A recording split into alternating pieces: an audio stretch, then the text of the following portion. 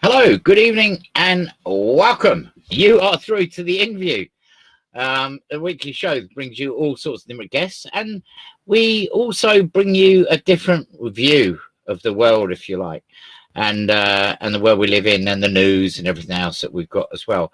Plus, we bring you some amazing guests from all plethora of different places. And we have a slight change. Hello, Gemma Jane Brooks has joined us. Welcome along. The interview, I'd like to say, last week we hit, I feel we've gone over 600 views last week, which was absolutely brilliant. It was an absolutely fantastic show. It really was. They're all good, but last week was an exceptionally good show.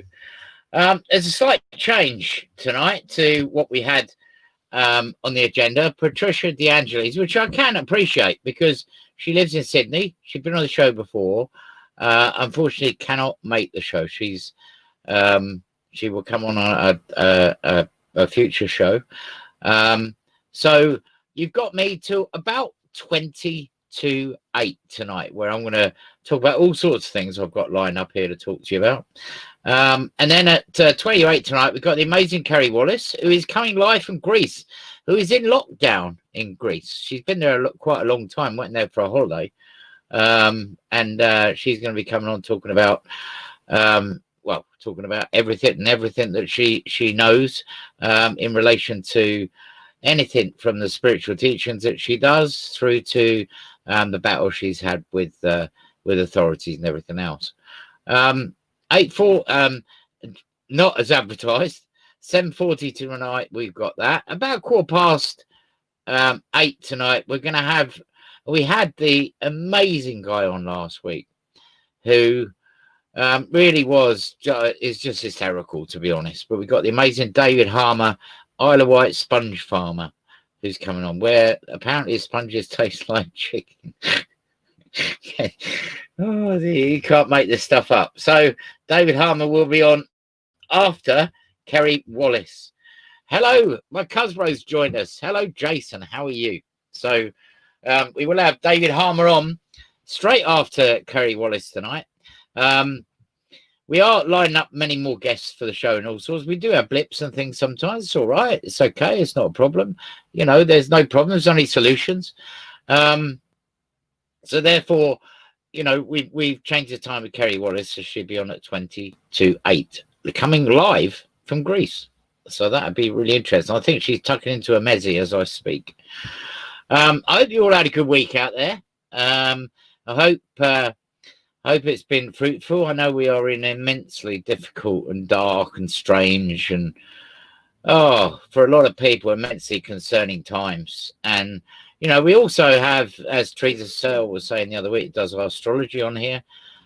She was saying that we have got Mercury and Jupiter, and we've also got many other planets, Mars, going in retrograde, which is causing a lot of different problems and issues for different people.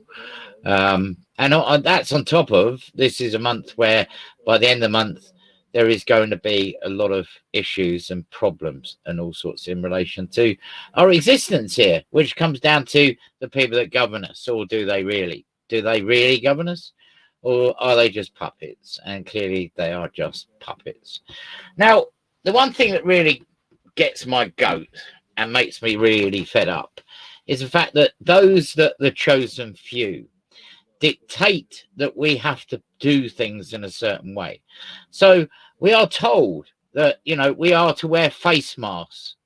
And obviously I don't necessarily agree with face masks, because I feel that we breathe the air. It's got to be better than breathing what we have inside us that technically wants to be expelled, that we then regurgitate and take back inside. Now this week we had the Queen, who went to visit Portland Down in Salisbury, which is very near the Novichok or whatever it was in Salisbury with the Russian agents. Portland Down is hello, Crystal Desprez. How are you? I'm going to get you back on the show very soon. Yeah, it's in Salisbury. It's a military establishment, They do a lot of different things there, a lot of testing on all sorts of different substances and everything. Now, she turns up with an entourage of probably about 25 people, and she wasn't wearing a face mask, and neither was any of her people. None of them were wearing a face mask. So everyone's supposed to wear a face mask. So the Queen is 94. Do you know what I mean? And supposedly would be a high risk, but what do they know that we don't? Why they do what they do? Do you know what I mean? S. Dutton, hello, welcome along. Fantastic to have you on board. The Queen has been criticised for not wearing face masks during her first public engagement outside a royal residence since lockdown. 94-year-old monarch visited the Defence Science Technology Laboratory at Portham Down. She neither wore face coverings, but the DSTL said it tested all 48 people who were due to come into close contact with the royals for COVID-19, and they all come back negative. Social distancing was there as well. I want to show you this, because we live in a time where we're told we must wear a face mask. You must wear a face mask. We must look like Chinese people. What's the next stage? What people don't realise is sometimes out there, you know, there are people that don't need to wear face masks because they got masks on in this reality anyway. Do you know what I mean? But I want to show you this picture, if I can. If this works, I don't know. Look at this crowd. I'll just move it around. This is the Queen and her entourage. Look, there is not one of them that is wearing a face mask there, and there's not one of them that realistically are social distancing. So what do they know that we don't? Hello, W. Johnson. Welcome along to the Inview. So, you know, I find it a bit of a cheat, to be honest. And another guy that really gets on my tits is Matt Hancock, because Matt Hancock broke a curfew that he says he didn't. Because I was banging on that last week that, you know, we've got 17 bars and restaurants in the House of Commons, and they sell beer that is like 50p a pint, food all subsidised, and they said we're going to shut all the bars and everything because obviously they're trying to show a presence here. So Matt Hancock has denied claims he broke the government's coronavirus drinking curfew. Mr. Hancock's spokesman, not him, said allegations in the Mail on Sunday that he stayed drinking at a Commons bar after 10 p.m. were untrue. The cabinet minister arrived at a Commons bar just before 9:40 p.m., ordered a glass of white wine and joked, "The drinks are on me." Well, he would do, wouldn't he? What a twat. Do you know what I mean? What an idiot. Matt Cock needs sacking. Get rid of him. Matt Hancock's reference to public health England came after he addressed the Commons regarding the controversy over organised misplacing nearly 16,000 coronavirus tests. Do you know what? I'm sick to death of coronavirus. I'm sure you are as well. And I'm sick to death of the complete and utter imbecilic cretins that exist there. I'm talking about Bonkers Boris, Dominic Dark Cummings. I'm not even going to talk about him because he just wants horsewhipping, and that bunch of cronies that he's got around him that are elitist, multi-millionaires, and laughing, I sense very strongly, in my opinion, laughing at us. Crystal Spree says it sounds like a cock, looks like a cock, more than likely a cock. S. Dutton says Matthew Hancock, anagram, watch deaf and mock. Well, you know, look, I say it as it is on here and I don't hold back. Gemma Brooks says don't hold. I won't. If people really get my goat, I'm going to tell you about it. Do you know what I mean? And Christmas Tree says got a cock and Cummins. Yeah, I can imagine that. Yeah, precisely. They all go back after they, you know, go out on televised, and it's all very, you know, and Boris, oh, you know, he's there roughing his hair up and all sorts with all his lads, all of his cabinet cronies, and Dominic Cummings saying, let's open something special tonight, because we've actually realistically hoodwinked the whole bloody nation. Do you know what I mean? Gemma Brooks says, and I think Matt Hancock was the sperm that won. S. Dutton says, BJ Cock and Cummins. Yeah, keep them coming. Keep them coming. Absolutely. So, yes, this man, Matt Cock, would you trust him? No. Would you trust any of them? No. They're complete imbeciles. And I can't see how it's going to last. I really can't. I mean, they just take the mickey constantly. Beyond belief. I mean, not only take the mickey, but actually, they don't even know what they're doing. They don't even know their own rules. And, you know, this level 3, level 2, and level 1. And the huge uproar that's going on in the north of England right now. Hello, Karen Jane Price. How are you? We will get you on again at some point, young Karen. It'd be great to have you back on board. Hello, Stella. Stella Edmondson, welcome along to the Inview. Level 3, very high alert. Liverpool City region, Knowlesy, Sefton, Wirral, Halton, and St Helens. And then you've got level 2 high alert, which is Cheshire, Greater Manchester, Warrington, Derbyshire, Lancashire, all these places. Huge chunk of it in the north. And you've got the mayor, and you've got all politicians, that is from all cross parties, Conservatives, Tories. Conservatives are Tories, or are they? Conservatives, Labour and Liberal, all up in arms against the restrictions that Boris wants to do, which he clearly will do. Look, there's only one way this is going. They are going to cause civil disobedience. They're going to cause people more hardship than anything. I mean, we can bang on about it for a long, long time, but the mental harshness of what we're going through is causing, one, immense mental torture and pain to people inside, because they don't know if they got a job. They don't know if they've got a job to go back to. And they brought in a new furlough scheme, but it's not 80%, it's 60%. But then they say, well, that's all right, because universal credit, we're going to top it up £20 or whatever, so it will be 80%. It's an absolute load of rubbish. These are people that are multi-millionaires. Gemma Brooks says, I can't believe they sent the army to Birmingham to hand out COVID-19 tests to people who didn't ask for them, who also had no symptoms, and the kits were used, had already been up someone else's nose. That is absolutely disgusting. Don't even get me started on the test and trace and the testing. We're supposed to be world leaders in technology advancement. Why did we not do what they did in Wuhan, where when they had another outbreak or whatever, they tested not 100,000 people, they tested within 1 week 5 million people. Why can't we do that here? We can't do that here because, as Gemma says, a lot of this testing, I wouldn't go anywhere near it because you're more likely to get it. Do you know what I mean?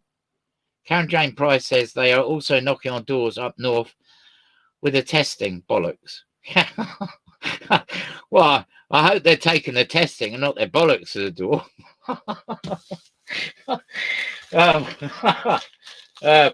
So, you are causing civil disobedience, and you're going to cause a lot of people a lot of pain, and that is financially, mentally. My God, I know every single one of you listening right now, watching or whatever, are sick to death of this. I am completely, because it never goes away, and it gets worse. And you watch the news. I mean, my God, we watch Dr. Hillary on GMTV. It's like we're all doomed. You're doomed. You're doomed. You're all doomed. If you do this, you're doomed. I've said this loads of times. We have got 50% of the scientific community against what is going on, and we've got 50% who is with what's going on. And, unfortunately, surrounded by people that earn an enormous amount of millions of pounds, Burke and Hare, that stand with Boris Bonkers, that actually they're not interested in any of us. They're interested in control. All this is control, suppression. This is a Nazi third, fourth, Fifth Reich. And, you know, that's not imagination. It's real. Christopher 3 says, I have to say that I was the maid. All right. Okay. Well, that's fine. That's fine. More COVID chaos. This is quite a funny story. And, you know, I'm not making light of the people that's died, because I do have great sympathy and understanding for the people that's died. But, you know, most people have died are outlying illness issues. So they had other things wrong with them. But what we've got here, we're not testing enough people, because they've got it all, but they don't do anything with it. They're not interested. They're more interested in drinking champagne and walking around with no masks on. And Boris is more interested in going playing in bits of wood with no social distancing, no masks on or anything. Because he likes making dolls. I think he makes dolls' houses, doesn't he, or something? Maybe he could make one big enough for him to get in, so we don't have to see him anymore. But saying that, we don't see a lot of him anyway. Gemma says, they said on the news tonight that Christmas is cancelled. Has somebody told Santa Claus? Seriously. Has somebody told Santa Claus that he's got to wear a mask and that he's got to be social distance when he comes down the chimney? S. Dutton says, I saw a dark blue riot van in London. Some new police response vehicle. We joked it looked like the army. Christmas Free says, really? Not here, it's not. Christmas is on. Turn off TV. Karen Jane Price says, what about the people who are ill and being refused operations? You know, you're absolutely right, Karen, and we all know it, and we probably know people. There is a massive, huge fear in this society now, in our country, where people are not going to hospital for anything. And all they say is, well, we're so busy with COVID, but there's no one there. Nurses are being laid off, sent home. But we're not testing. We're not doing cancer treatments. We're not doing the treatments for heart disease or anything else. It's not happening. It's not happening because they haven't got time, because COVID has taken over everything. Gemma Brooks says, how come when they announce restrictions, it takes days to implement before... It takes days to implement. Does the virus have days off? Yeah. Does the virus have days off? It's very true, actually.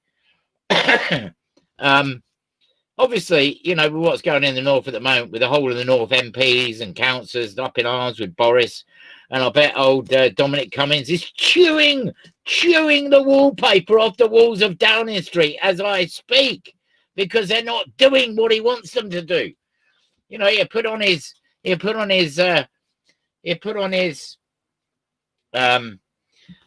Nazi uniform and march up there and sort them out.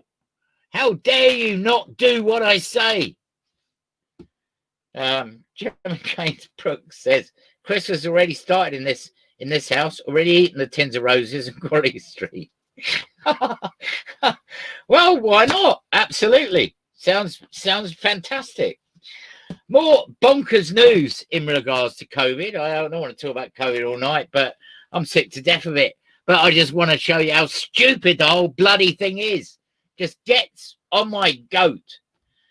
Boris Johnson has brought back the bonking ban in COVID hotspots areas that cover half the country. Couples in tier 2 or tier 3 regions classified as high or very high, depending on what they're smoking. When it comes to infection rates cannot meet for sex, either inside or outdoors, unless they are part of a support bubble. I'm lost for words. I didn't know that you had to have a support bubble to meet somebody to go and have sex. What is that about? What is a support bubble? So you can go and meet them and you can have sex, but you need a support bubble with you. They do right utter rubbish. Dating will also, in effect, become illegal. They're going to ban dating. What country do we live in? Why did all those people in World War I who were hoodwinked and lied to, all those young kids, 17, 18, 19-year-old, go, we're going for a big adventure, and we're going abroad, and we're going to go and fight in a war, and it's going to be great fun. And they all ended up in Tyne-Cot Cemetery and millions of other cemeteries. What did they fight for? In World War II, what did they fight for? Gemma Brooks says escorts are now calling themselves escorts. These are ladies or men of the night now call themselves key workers. Crystal Desprez says, "Oh my God, how Orwell!" Yes, it is. I can't believe what I'm reading to you. Do you know what I mean? It's just don't make sense. You know, dating will also, in effect, become illegal in many areas. So you're not allowed to date. You're not allowed to have sex. You're not allowed to go to the pub. You can't go to the cinema. You can't go bowling. What else is there to do? You sit indoors and read a book and watch fear porn on TV. Stella Edmondson says, I don't get how they're going to even know of finding out if and when people are bonking. It's just a joke. I know. Oh dear. Well, maybe your support bubble is something of a leaking thing. Downer Street said social distancing rules would apply even to those in long-term relationships meeting outside. The news led to I can't believe what I'm reading to you here. The news led to dogging trending on Twitter. London Mayor Sadiq Khan even advised couples living apart to invest.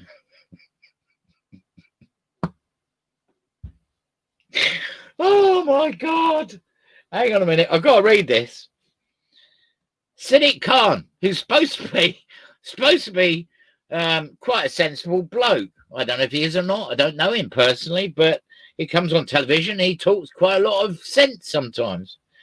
Sadiq Khan, who is the mayor of London, even advised couples living apart to invest in a warm coat, so they could meet in the park. So, you know, if you're actually living with someone, you've got to buy a coat to go out and meet them outside. You can't meet them in the house.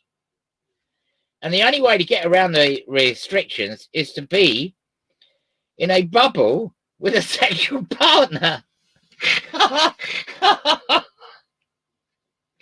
Oh dear, oh dear, oh dear. Gemma Brooks says they find out 9 months later. Yes, they do. I do believe that, you know, this no sex, banning people from meeting each other. It's just absolutely mad. What else can they take away from you? Do you know what I mean?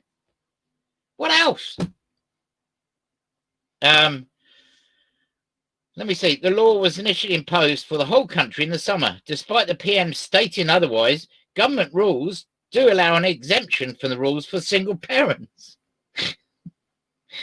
His spokesman advised people should follow social distancing and the hands, face and space rules. I'm sure he's on drugs when Dominic Cummings come out with that. What should we do this time, Dominic? Well, let's come up with hands, face and space. That's a good one. They're all smoking huge, great reefers at the time. Do you know what I mean? Drinking champagne and laughing their bloody heads off at you.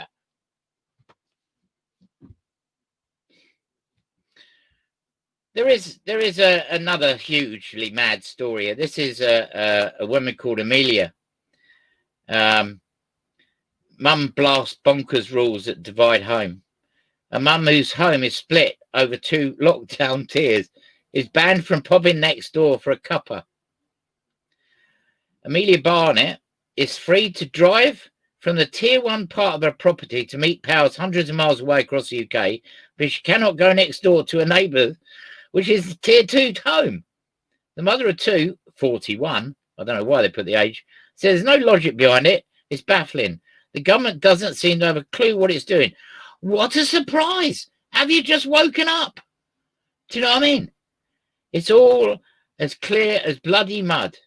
Tory MP Sir Graham Brady said This is a classic example of the crazy situations that arise when you go down the route of arbitrary rules rather than trusting people's judgment and common sense.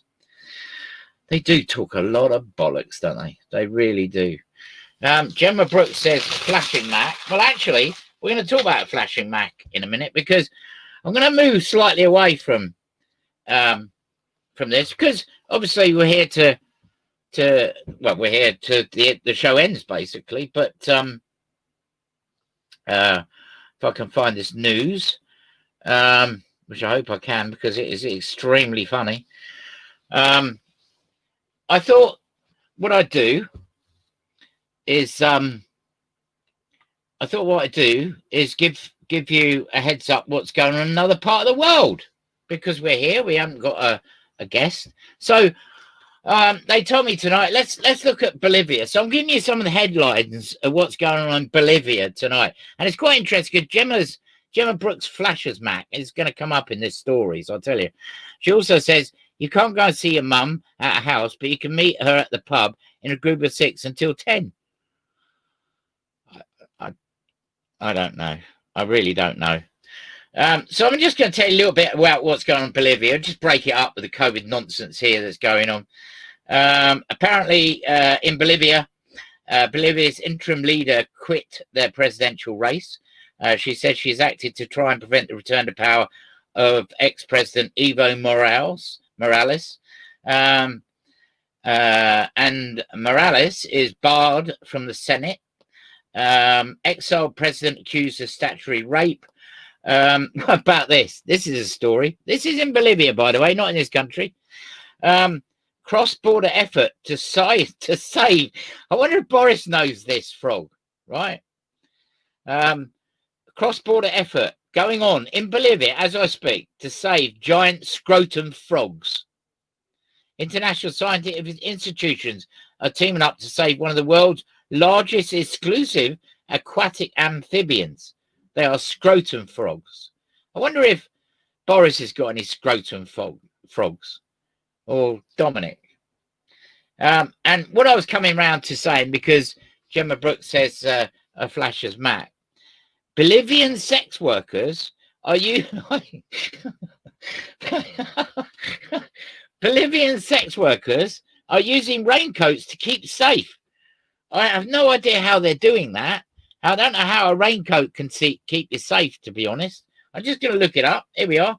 Many sex workers in Bolivia say they return to work using gloves, bleach, and see-through raincoats. Sounds very kinky to me. They say these recommendations suggested by the Organization of Night Workers will help keep people safe.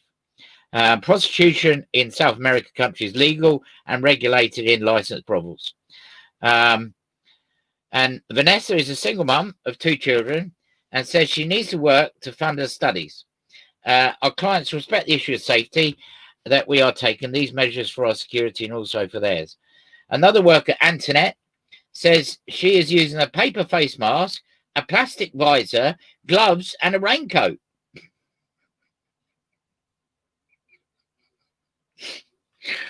Oh dear, oh dear, oh dear. It's well, I don't know what to say. I mean, I don't know what to say. I'm lost for words. Absolutely lost for words. Catching on by your comments here. Where are we? Crystal Spree says, I just do as I please and they can go fuck themselves.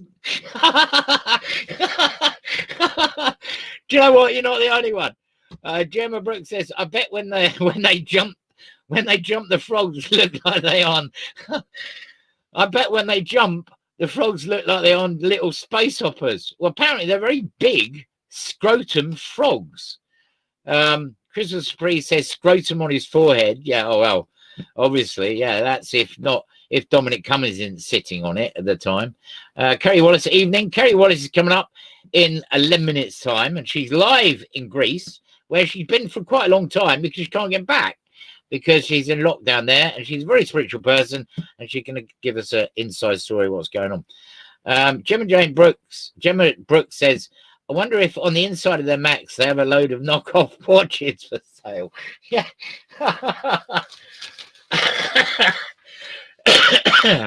Yeah, Kerry Wallace says Kermit and Miss Piggy come to mind.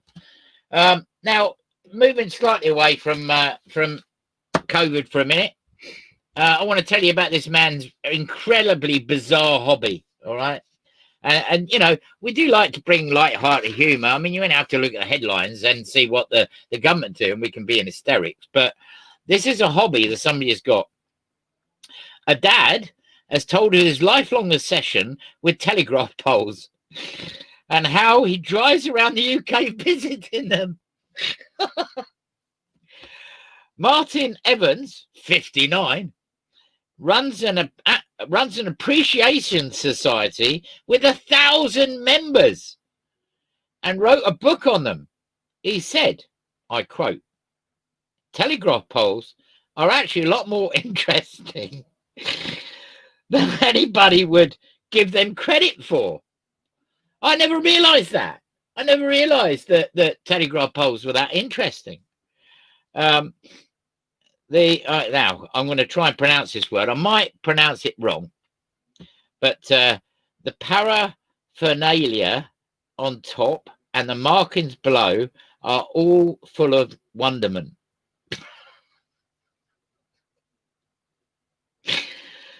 Oh dear, they are now a dying breed, and when they are damaged or decayed, they will not be replaced.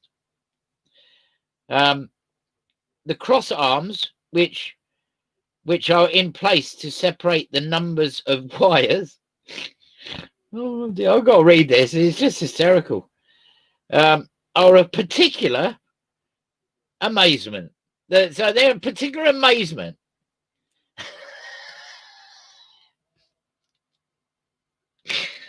Oh dear, oh dear. Software developer Martin, 59, of Trigorin, has been fascinated since he was a child by the poles transporting power and phone signals. Oh dear. Oh God. Oh my God. Hang on, I've got to dry my eyes. I'm crying here. This is just madness.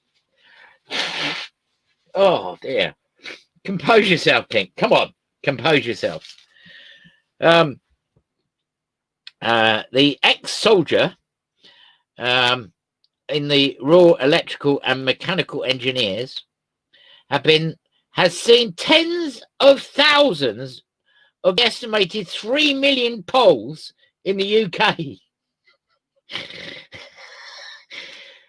He created the Telegraph Pole Appreciation Society.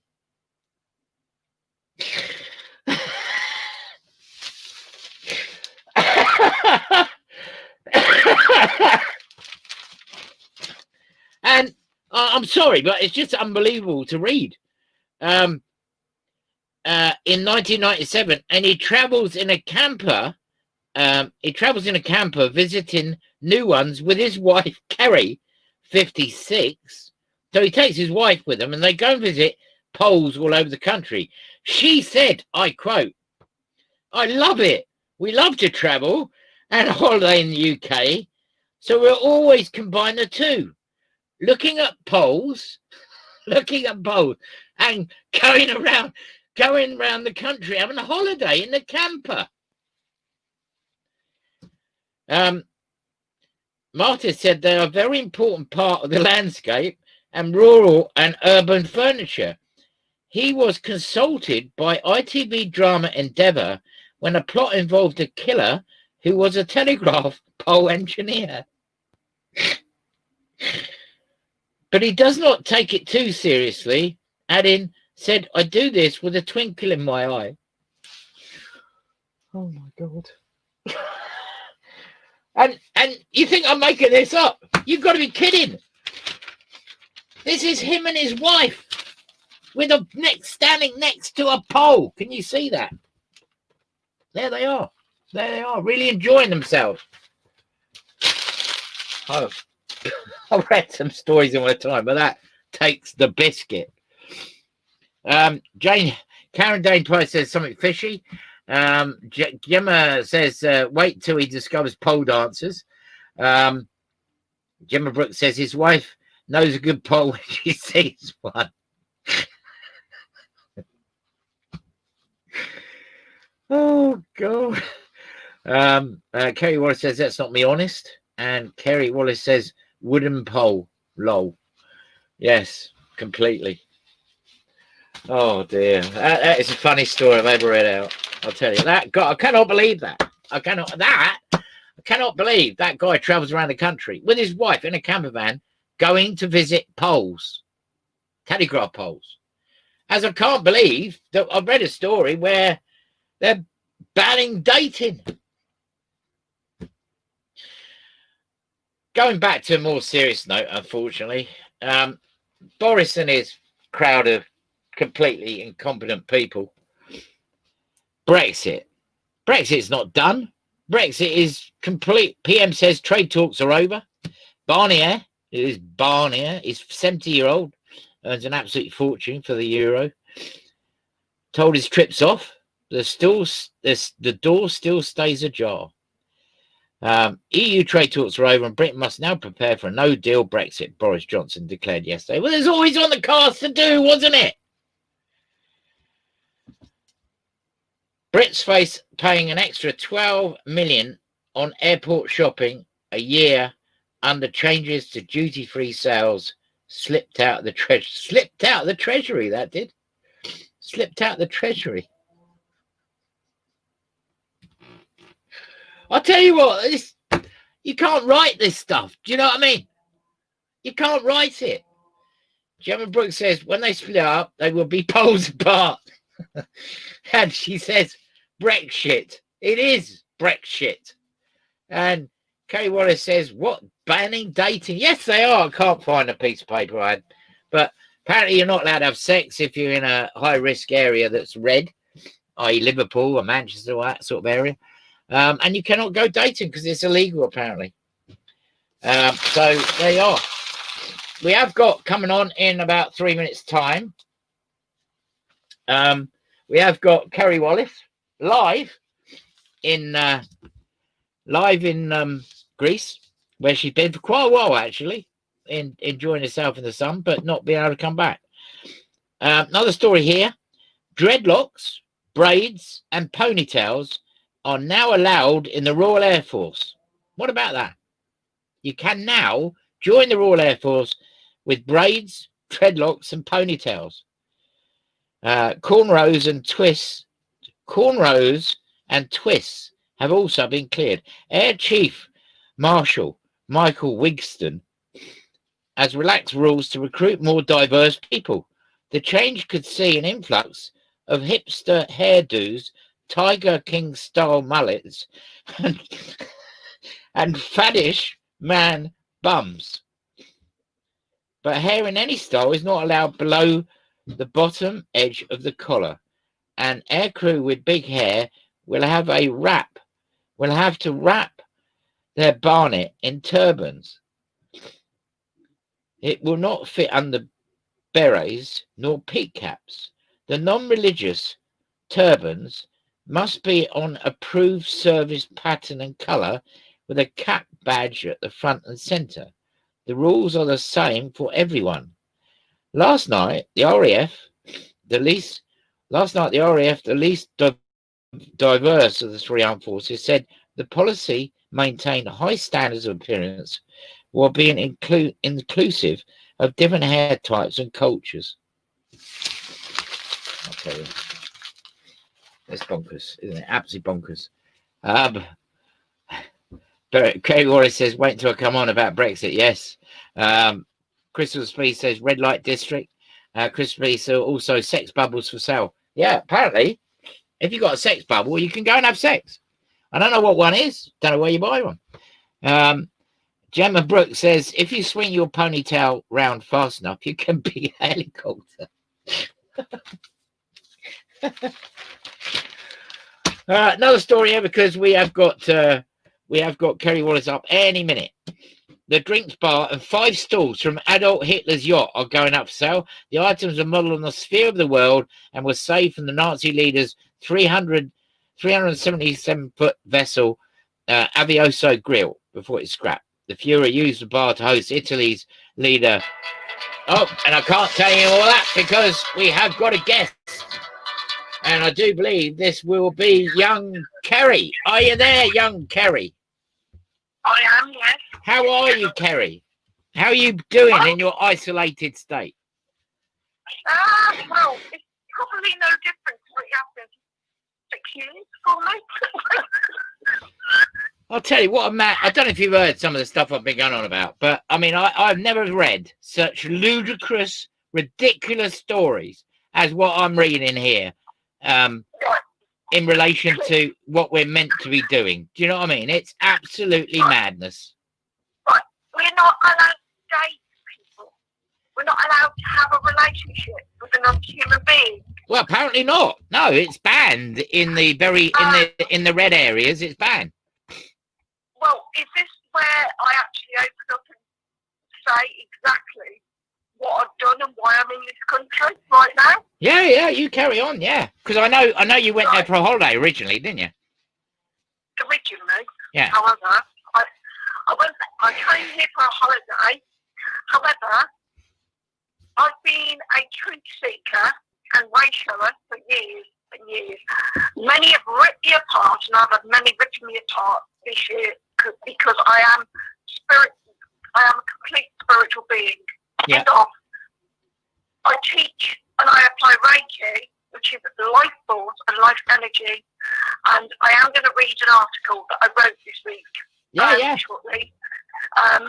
But on the 15th of September, by the Royal Courts of Justice, a QC barrister, which is one of the highest form of barristers, issued a court order on behalf of the Royal Courts, and the Queen, on application of Kerry Jane Wallace, is taking 5 police forces to court. Yeah. My local government, the Home Office, the Rothschild Insurance Company, which is Medical Protection Society, who the UK British government allowed to run as a charity, their previous solicitors who represented the NHS also previously when they were part of government, and then they got dissolved from being part of government, and they have the choice. And then also one of the GP surgeries who became a private practice.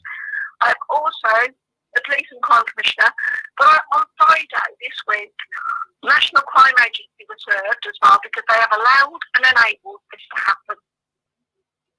They have allowed for all of these people to bully, and the word that they use is bludgeon. Yeah, it's a very old word, that, isn't it? Bludgeon. Bludgeon me and bully me and bully me and bully me into submission. Excuse my French, like fuck all they do that. That's all right. We like that word on this show. I might not agree with the Queen and the royal family and things. However, there are dual aspects of everything. There always is. But at the end of the day, the House of Lords, the House of Commons, that then goes to Parliament. Well, the House of Commons delivers via the Parliament, please alleged balance. Yeah, but isn't it a load of old rubbish, to be honest? It's all bullshit and fucking crap. Yeah, what is the House of Lords? But a load of old people that go there that really, realistically, drain our society. They think they're aristocrats, and they think that they are the ones that are handing down the land. They're the Rockefellers, in the words. Yeah. The House of Lords sits with that. But the fact of the matter is, I genuinely have evidence of financial acts of fraud being committed against us as human beings. I actually have physical, official documentation of that. I have sent it. It has been heard in the courts. The court order has been made. All those parties have been served. And it's now it's been transferred up into the Birmingham Royal Court.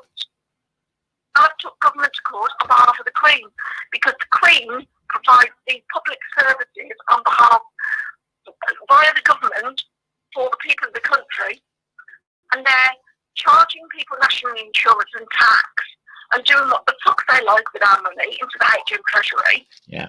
And they've got no right to do that. And I did that on my own. Wow. And people talk about sovereignty and being your own divine sovereign being. Can I please now that which I've just shared was a very human 3D aspect. It's actually lower than 3D. It's the depths of the underworld. 1D. It's the depths of the underworld. Yeah. Because that's where they drain the life out of people. And that's what they want. They want us to live in fear. Is Brexit planned? Brexit and COVID are planned. COVID is FTP stage 2 for the mental health strategy, which the government in this country planned back in 2015. Yeah, which walked all around the world, Mr. Bill Gates, didn't he, telling everyone about coronavirus? Yeah, absolutely. And Bill Gates actually, don't even get me started on it, because that just goes into a different aspect. But the fact of the matter is, as a Reiki master teacher, and I do not like the word master, no I don't. Yeah. That's why I call myself a spiritual guide, a spiritual healer and guide. I teach all 12 chakras, but then I align in the 13th chakra, which many spiritual people are doing, which is how it's those on a human level that are going, what is around me? What am I seeing? Is this real? Because they're actually seeing it with human eyes, but they're actually seeing it and like seeing it properly. Yeah. But there's many spiritual people who don't connect you, but they attune you to Reiki, which is your life force and life energy. They do not connect your own DNA. Well, they want segregation and separation of even you. Yeah, they want us to not be ourselves. They don't want. Yeah, they don't want us to connect to ourselves. I mean, they're banning sex. Yeah. What are they going to do? Ban masturbation? Probably. Yeah. Unless you're in a safe bubble,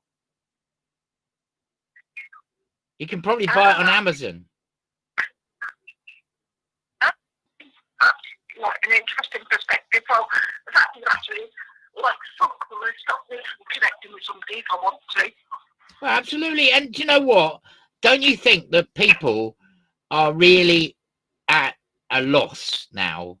There's every thread of any dignity that people had for anybody is all gone, basically, because we live in a society we're led by cartoon characters that realistically are buffoons. They're idiots. Dominic Cummings is one of the darkest people on this planet, I'll tell you, and he's behind everything that's going on. Absolutely everything. Yes, he is. He is actually he's receiving funding from World Health Organization. Yeah. Oh, he's got his finger in loads of pies. He's earned a fortune out of this. I'd like to say Karen Harper has joined us. Hello, Karen. How are you? Gemma Brooks says, I think the dark forces feed off the fear energetically. I'd like to see them try and prove it. Lol. That's what she says. The thing is that this is complete darkness. But when I say what I'm about to say, and I've said it many times, light has actually won this battle. This is darkness throwing the rattle out of the pram. Absolutely. What I want to do, if I can, because quite often, obviously, you know, Clint, you know that I surrendered years and years ago, because what happens when you get attuned to Reiki, people do not under any form of Reiki, whether it's Dr. Asuri, whether it's angelic, unless they're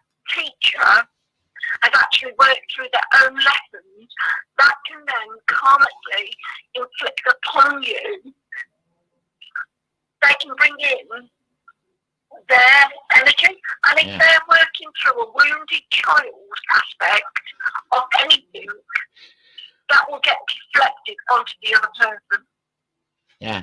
Can I ask you a question? Gemma Brooks has got a sort of question here, or your take on it. She says people who had fragile mental health even before COVID will sit there and think, what is the point of living as we can't do anything? No light at the end of the tunnel for them at all. And what I'm saying, add to that, is the fact that when you go out to Liverpool, nothing's open, no pubs, nowhere to go and socialise, nowhere to meet people. All you've got to do is, you can't meet people and even date them. You can't meet people and go and have sex. You can't do anything. You've got to sit in your house. That's it. What's going to happen to these people?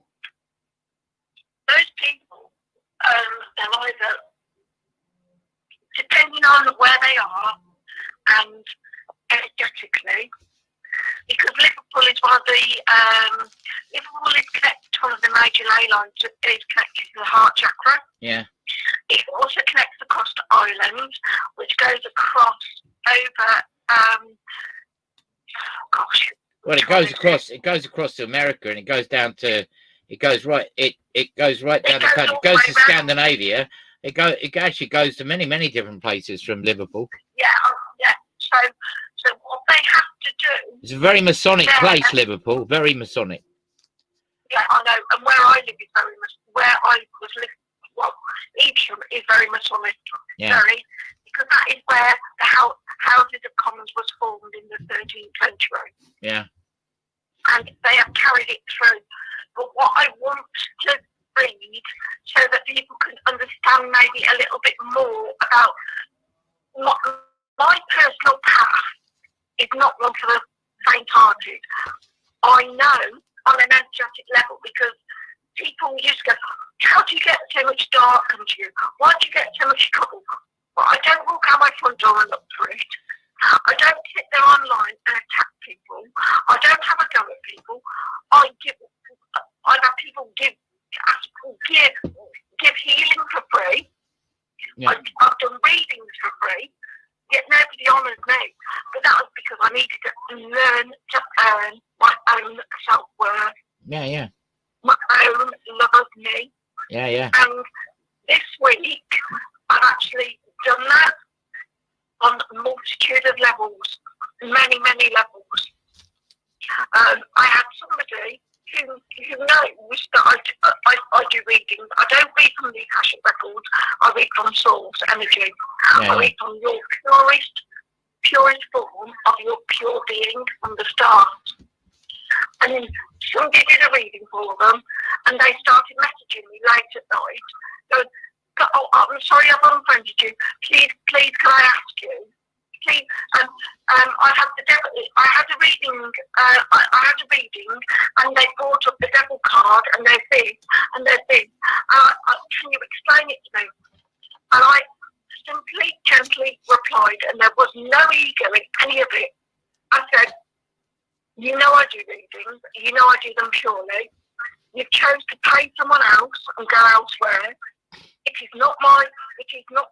Ask me to read and interpret another person's card." I know. And then pick up. Do you not feel, though, that people are searching constantly? Yeah, absolutely. Because what they need to do is look at themselves. Correct. And that's what it is. And the thing is, that devil card for her was about her. Because as an empath, as a seer, as an oracle, because I know you called me the oracle before, and other people have, but I do see. I see straight through. I see it. I feel it. I can. That was one time I turned around and went, without paying me, I'm sorry, no, I will not do that. If you wanted a reading from me, then you can pay me. Yeah. And that's one of the first times ever, which is very hard for us as a spiritual being to do. But there has to be an exchange in spirituality. You know what I mean? I mean, at the moment, it happens to be money. Matthew John's joined us. Hello, Matthew. And he says money is illusion. Of course, it is. But at the moment, that at the moment sits in our reality. Money is legion, and you know, that's an aspect of the archangels and the legion of archangels. With Michael is dealing with that. Michael's on a higher end just plane. You know, we've just had a new moon, a super new moon. I think you've got somebody coming on speaking about the astrology tonight, haven't you? No, I haven't. No, that was the other week. No, okay, right, okay. This next week, well, we've just had the super new moon. The week started with Eris, which is a dwarf planet of Pluto. Yeah. Which Pluto, they said some while ago, that wasn't a planet at all, but it obviously is. Yes, it is. But you see, the thing is, there's more than the planets they tell us in our solar system. Yes, exactly. Which is what I mentioned, Eris, which is a dwarf. It's a dwarf moon. Yeah. Pluto. A little moon. Yeah, a little moon. And Pluto is conjunct to Saturn, which is direct, Capricorn, and Pluto, Capricorn, and Saturn are conjunct together, and they are for a while. Yeah. We're also in a very dangerous place with Mars and Mercury are both on retrograde at the moment. Mercury is not a dangerous one. It's Mars with Uranus in retrograde, which is what this week is bringing, which is the trickster.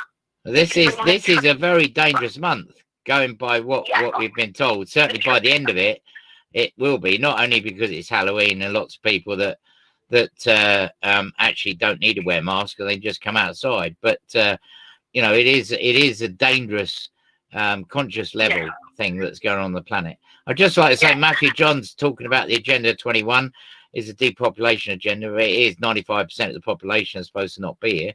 He does also say everywhere is Masonic, as it's the Masons who built a civilization. Yes, they did. They're the gatekeepers of knowledge. Every town and city has a lodge. They do actually. Some little towns have more than one lodge, and they have 3 or 4. Glastonbury has 3 or 4 lodges. They're quite unbelievable. Yeah. Each of 5. And Gemma says money is an illusion. I'm going to say that to the council when they council tax bill arrives. Right. Well, the thing is, what I want to share with people right now, because we're very much talking on 3D level. Yeah. But the way to get through this is go to the next level. And Gemma asked a question about how the people come through, and this is why I want to read what I wrote this week. Yeah. Right. And I wrote it on Tuesday the 13th, which is when Venus went into the heart. This week, conjunct to the sun and moon. And Venus went into the heart, and she's there until November the 13th. Mercury went in retrograde on Tuesday the 13th until November the 3rd, which is the day that the election takes place in the USA. Yeah. That's right, it is, isn't it? Yeah. Yeah, it is. And that's the day that Mars comes out of retrograde. Pluto is the higher aspect of Mars. Saturn. Or Satan. Some people call it Satan because there are people that said to me that Saturn is a training camp for darkness, basically. No, it's not. It's to combat the dark. Yeah. It's to combat the dark. It's not my opinion. It's what somebody said to me once. No, Saturn is the place to combat the dark. Yeah. That's where they train you to deal with the dark. And it is conjunct in Capricorn, which is an earth sign. And Gemma says Mercury retrograde, you burn your bridges. Mars retrograde as well at the same time means you pour petrol on the bridges too. Say again? She says Mercury retrograde, you burn your bridges, and Mars retrograde as well at the same time. No, they're not. No, they're not. No, you do not do that in a Mercury. I'm sorry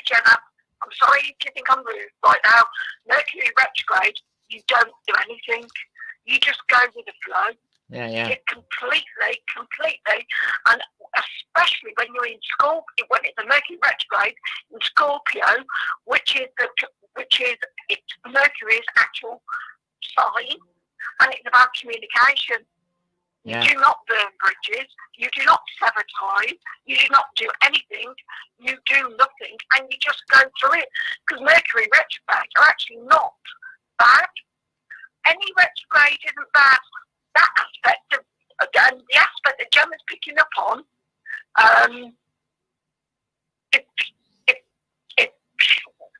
Well, Mercury's about communication, isn't it? It is about communication, and it's about being still. The part that she's picking up on is the Mars part, which is the divine masculine. Well, she needs to sever ties with her divine masculine in herself, because to enforce that when somebody's speaking and say that, and I am a very spiritual being, I'm very awakened, and I just openly said how I've had somebody project something at me this week. Yeah. I will say, and I am saying this, and maybe it's not right, or but it's not meant with any misintent, Gemma, that is a mirror reflection for yourself, because I am Lemurian and I am divinely balanced in my energies, and that I know. And I'm trying to read what a Reiki master does, and the energies of where I flow and how it comes through. And I've had many people doing this to me this week, and it's time to take stock, just stay still and be, and allow everything to flow away. And even if it's parts that trigger or rise anger, but it's not. Mercury is never about severing ties. Mars is the trickster energy this week, because it's in Aries. Aries are people that stamp their feet and act like babies. And I was trying to give a collective reading them for the energy for the whole of the week, because I thought Clint got somebody here to do a reading this week to do that, and that's all I'm doing. Yeah. Collective reading on an energetic higher perspective. Yeah. What's going on? What is influencing, and what connects us? Because the energies of Uranus, literally Uranus is as it says. Yeah. Uranus is the spiky back energy. Yeah. It's the one where you have your literal Uranus, your head up your arse. And I always say that. I laugh. But it's got Mars in Aries. Aries are the ones that are the babies of the Egyptian, of the astrological signs, because that was where they then energetically brought in the energy. They changed it from the Mayan calendar.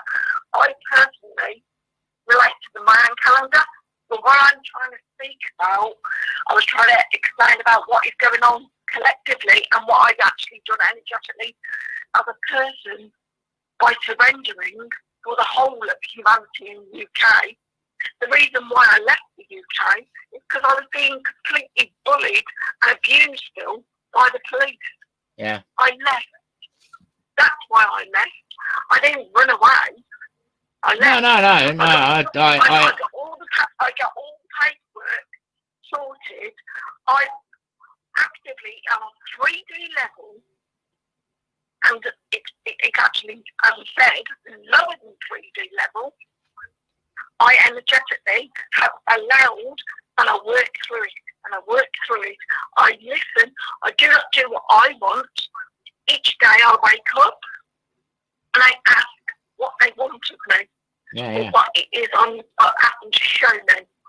And when I'm in the sun and when I'm away from everything, but all that human 3D crap, which is in England, I receive more pure divine message, and I'm able to work quicker through the dimensional, astrological, astral plane. Yeah, and obviously away from, because it is dense here. There's no doubt about that. This country is dense, and and obviously other parts of the world are as well. But when you go to a place and you get some quiet peace time, then we evolve and grow. Do you know what I mean? But you might, when all of us chose to be here at this time. Do you know what I mean? To fight in whatever way we can with inside ourselves, carrying the banner of light that we carry. Can I just read a few comments out before you continue? Penny Ward's joined us tonight. Hello, Penny. Matthew John says trust is the truest form of currency. Our ancestors were very clever. Everything is in a trust, and it leads back to the Bank of the Vatican. Bev Keating says not only a full moon on the 31st of October, but it will be a blue moon.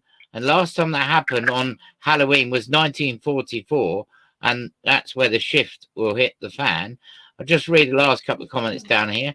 Matthew says Mercury's retrograde in Scorpio is my favorite time as on Scorpio. And he says whether you're 3D or 5D, trust doesn't change. And he says, Matthew John says, do you live in the... I think he's talking about someone else there, so I won't read that out. So, yeah. And Gemma says, I toast marshmallows. Okay. What I wrote on the Tuesday the 13th of October is what I'd like to read, because this is the work I do, please. Yeah. And this explains, I think, what Reiki really is. And natural healing. And I entitled it Spiritual Reiki and Natural Healing by Terry J. Morris. Spiritual Reiki energy and natural healing energy have over the years evolved and grown and expanded as people open up and become more aware of the universal life force we are all born with.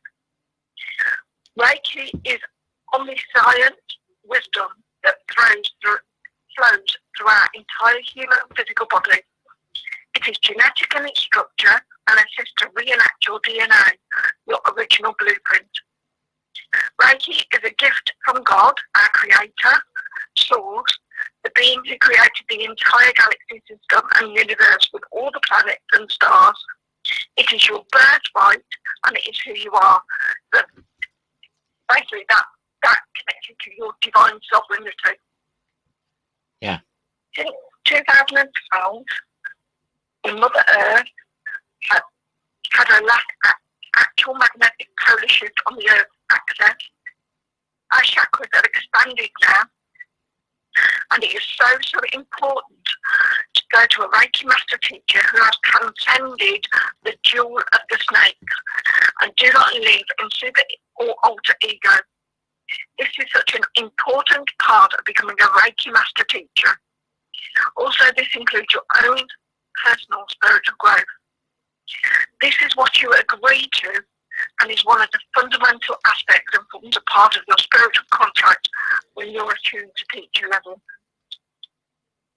What many fail to do and realise is that once attuned to each level of any form of Reiki, the traditional Dr. Asui or the newer forms of Reiki, which have been channeled in the spiritual growth of various people since 2012, and that we do not own spirit at all. However, the way to deliver any form of Reiki attunement to anyone is to write the manual, including any new symbols that may have come to you in meditation, take this to your insurance company, demonstrate and deliver this to a senior manager who can then approve or decline the insurance. That's why we live in the world we live, and that is where we are, and we have to honour that and respect that also. We cannot transcend if we don't honour that we still live in the 3D world, yet we may be teaching 5D. We have to honour 3D without any ego. Yeah. Well, we are evolving with inside ourselves constantly. Yes.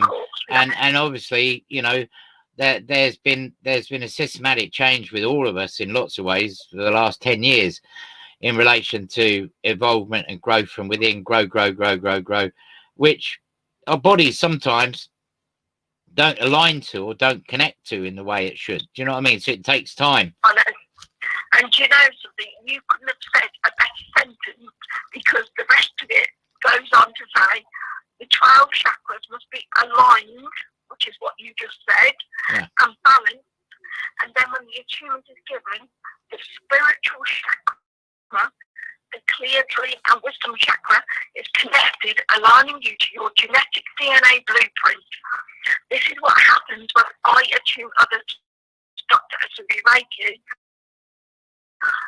or Derek Reiki, or the various other forms of Neuro Reiki energy. The difference in the natural energy healing in myself is that I've been gifted a form of energy healing which works on an accelerated path, which is known as the endocrine resonance energy healing modality. This is the form of energy healing that I use daily to sustain my own health and well-being and existence, as I am allergic to the man-made pharmaceutical medications. Regardless of this, I cannot be a very good teacher if I do not apply self-healing to myself. I am insured to deliver this as treatment to others and teach. However, I am currently not allowed to make a medical promise with this form of energy healing or treatment. This is a work in progress, and I have chosen not to attune or teach anyone until March, April 2021. The endocrine resonance healing modality is copyrighted by Butterfly Limited 2012. However, I obtained the insurance for delivery in 2016 in Baylands of Malvern. It is used to balance the entire endocrine system and to realign and pull away from the cells of the body any trapped emotions. It does not just work on your chakras. It is applied to the whole of the body and is a combination of various forms of Reiki energy, which I'm guided to make changes to the manual, which goes with this. It is not something you can just be attuned to and then deliver. It's taught over 3 days, and the case studies then go with this to complete it. The reason for this article today is to explain that I'm choosing to listen to my guides, the angels, because I've accepted all the life lessons that were asked of me by Spirit. And when I seek all the Reiki that I've been attuned to, and the only thing that I can do as a human to get accepted the spiritual calling of a nation, which may sound dramatic to many, however is the truth, was to surrender. See, a Reiki master also agrees to share experience and assist others, whilst allowing the student to undertake their own spiritual path and growth. This is essential for anyone to obtain the next stage of their life's true purpose. To gain confidence and spiritual knowledge very quickly and rapidly can create a whoosh of super ego, and this is why it's important for us to remain humble and gracious over everyone and everything around you. The shadow work will creep up with you, and this is yours and yours alone to address. No one is able to read me unless I give express permission, and that is because I have a Lemurian deflection shield around me. That is another spiritual Reiki activation, which will highlight to you as a person where you're out of alignment with your own chakras, working on the divine feminine and the divine masculine within your own human physical body. So for now, I'm concentrating on working with traditional Dr. Asubi Reiki, angelic Reiki, and any of the other forms of non-traditional Reiki, to which I am tuned to teacher level on all of them. All forms of Reiki can be done by a treatment and attunement. Manuals will have to go out over via email and all the rest of it. And then I'm like, Reiki, this is your gift from God, your birthright, genetically reactivated to repair, to realign, recalibrate and restructure your mind, your body and your spirit. That's the original flow of omniscience, wisdom in every single cell of your body. And that is me being honest from a teacher perspective, because too many get pushed into that one unawake state, and then they think that they've got all this information coming in, they forget to ground themselves. Yeah, I think though it's particularly prevalent and difficult in the world we live in, with certainly in this country, with there's a lot of people like yourself, very switched on, very connected, myself and many people listening are as well, and it is about for those to be switched on, that the core element inside themselves before they can do anything is to look at themselves, which actually is to look at the environment, not as in fear, but to mirror that fear back onto the positivity within inside the person.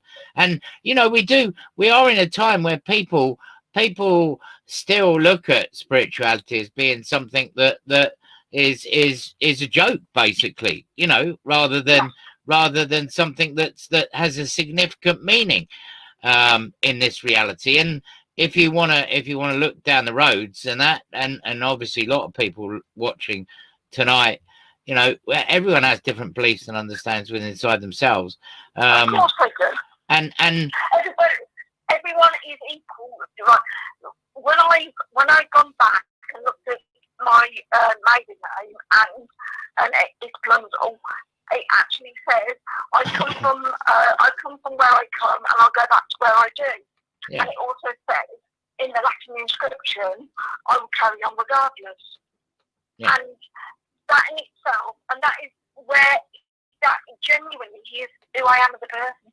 I never judge anybody, but if somebody pushes and pushes and pushes and pushes, and you know, or the judgment and assumption made, I'm no longer going to just sit and allow that. No. It happens to me. I'm not in any state of super ego because I'm no better than anybody else. I don't think I'm owed anything, and I don't think I owe anything. I am me, and you either take me or you don't like me. You know, I'm not everybody's cup of tea. I'm never going to be that.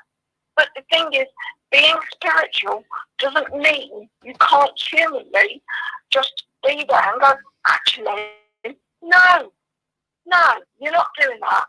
You know, I had somebody else this week come at me wanting stuff, and it was like, please, just, you know, it's too much. You know, why is it expected? Because somebody knows me that I can pick up the pieces of a reading that somebody else has given them. Yeah.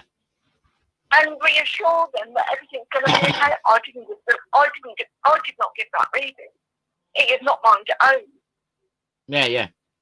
Yeah, I understand that. And last night, I had somebody 2 nights ago ask me to do a reading for them.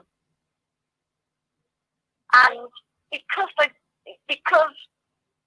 I was speaking and I saw something that they didn't think would come up, and it triggered something that needs to be healed within them, they then started projecting back at me, and I just calmly asked, quietly, I said, is what I said, does it resonate? Is it true or not? And after having had a go at me, and like that at me for nearly 10 minutes, I had to endure that. And then said, yes, it's true what you've just said. I know it's true because I don't know how you know that. I said, and thingy, you've already told me because what I said, you're not going to pay me. I said, forget it. I said, forget it. Don't ask me to do a reading. I said, because I haven't come here, and these are the things. We have got a massive tonight, actually, truthfully, Clint, and tell me if I'm going to shut up and go away and you've got somebody else due to bring in or anything. Yeah, we will be cutting it short. I've got some comments on here I just want to go through with you. Hang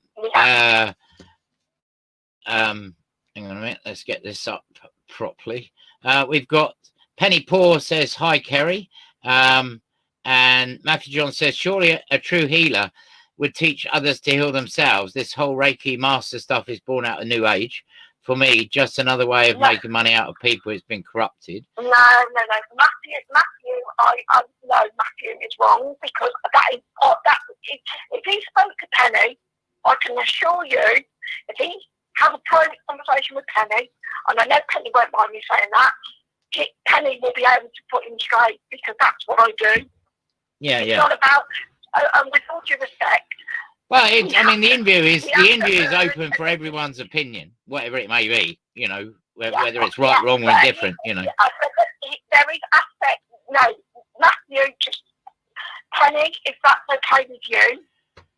I know that Penny is in a position, because I've been working with Penny actually, and she's actually almost at the level where she needs to be. She's right where she needs to be. Yeah. And that is really wrong of Matthew to say that.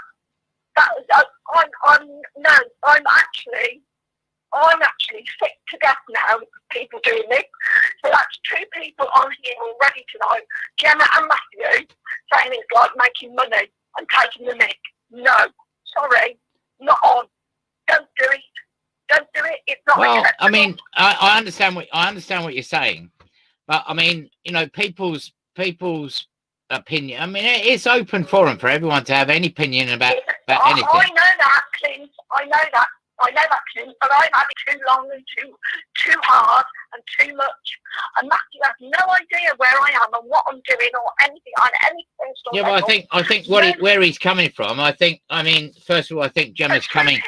I think charge money. My name's not Jesus. Jesus upturned the tables in a temple. Jesus didn't want people to charge money. Yeah. My name ain't Jesus. I'm Terry. I have to live, unfortunately, in a 3D world. And I paid over 25 grand for all 25 attunements that I've had on each and every level. Yeah. So I have worked through mind, body, spirit since 2010. I was born awake. And if I'd have been privileged to have been found when I was young, I might be like Diana Cooper or Tim Wilde or somebody else like massively spiritual. Because what I see always comes through. And I'm not here any longer to have others project that kind of stuff. Well, I think one of the things that's very important is the fact. I mean, I've been in spirituality a long time, as you know myself, about 40 years, something like that. One of the things important, one of the things that's very important is that I don't feel that anyone's getting at you at all. I feel Gemma's coming over in a very light-hearted way, which was not with no malice. I feel the undercurrent. I feel it energetically. And I don't. Matthew is not coming over in any way or shape or form as being judgmental on you. He's just casting an overview of what he feels it is. Well, that's what others do, but it's not what I do. Yeah, but I mean, look, it's entitled. We know what we are inside ourselves. And the one thing that we carry is light, and we're there to help in any shape or form. And the thing is, where I am sat, I have been on my own in pure light on an energetic point of the Athena and Apollo line for 8 weeks. I am stuck here. I can't get back. I have a huge case in court for every single human being in the UK, which I paid for from my own heart and soul, because they asked me to. Yeah. I understand that. But there is no sympathy. There is no judgment. Nobody's making any personal judgment on yourself. They're talking in an expansive way of a generalisation. Well, maybe it's a reflection that they need to choose their words more wisely. Well, I mean, that maybe as a Reiki healer, guide, whatever, that's my message tonight. Be careful with the words you use. Energetically, those words cast spells. We're coming up to Halloween, where the veils are completely thin. Be very careful with those words. This week brings in that with Mercury, you are the rise above because it's got it's conjunct to Pisces, which is fish out of water, with Neptune, which is a double element, higher element of the water. This is spiritual, and that is where it is. You've got Venus up there, the sun, and you've got that aspect in the heart. But you've also got Uranus and Mars right there, deep down underneath, in the underworld aspect, going to trigger anything that they can, and they'll try and unground you, they'll try and unsettle you on human level. And that is what I am being shown, and quite clearly, on a human level, I'm trying to explain, no, I won't accept that, because I'm coming from the higher aspect. I've been speaking this evening from a spiritual point of view, but then I've had human aspects coming at me, which even as a teacher and a healer, still upset me on a human level. And that shows I'm human, and I don't pretend I'm anything else but.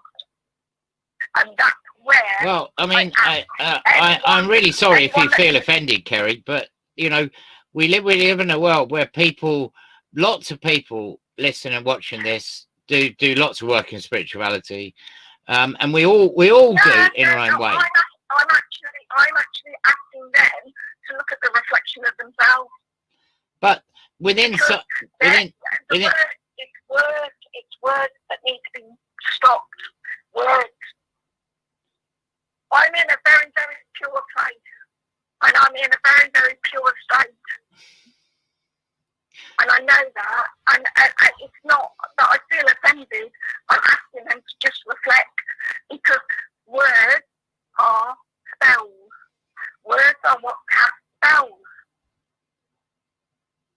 Yeah. It comes down to the fact that, you know, the Inview is an open place for everyone to say whatever they feel. There's nobody's on the Inview that is going to personally attack somebody. They might have an understanding of a generalization that is an overview that doesn't sit necessarily within another person's frame of mind. But, you know, what we have to do, I feel very strongly, is that whatever happens, and I know we all sit in places that we sit with our own truth, and we sit within our own place. But as we do sit in that place of truth, we have to be open to what other people say, even if it's good, bad, or indifferent, because, you know, it's not just mirroring back what they are, because they're individuals, uniqueness in their own self, and we're all part of the same chain, if you like, and we're all part of different parts of that chain. Do you know what I mean? Yeah, so, I get that. However, they also have to be mindful, and what is being shown is that respect of all. Yeah, well, that goes without saying with everyone. Absolutely, which is why there's nobody personally attacking you on here at all. They're generalisation. I don't feel that they are personally.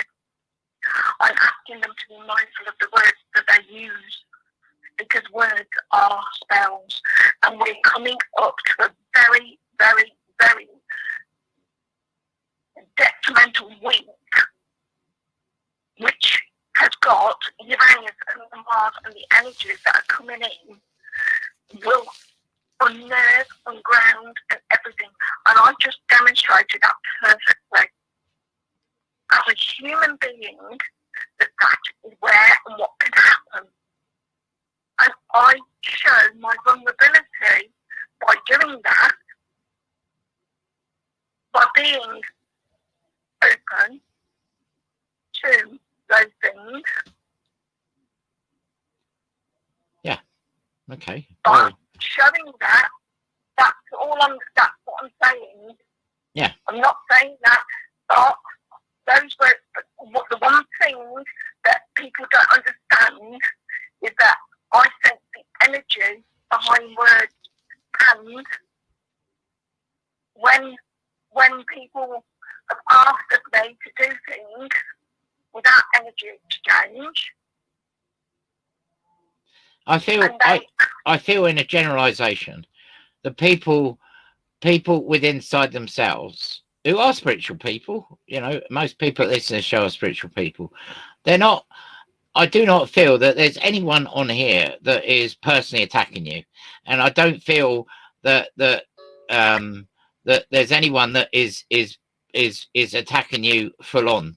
I feel that there are people on here with an agenda that is connected to knowledge and wisdom within whatever passages of time that they come from. I mean, to a degree, we all know the new age is old age, basically. Do you know what I mean? yeah. So, you know, it's Reiki has been around since year dot.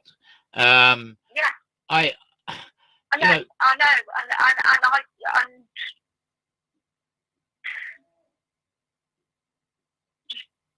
it's best left there. Yeah. Just leave it there, because they know who they are, and they know what they've said, and they know what they've done, because they asked me to do it for free. That's all I have to say. And I'm not here, and I come from my heart always. I always come from my heart. Yeah, and I feel. I do. I come from my heart. I give for free.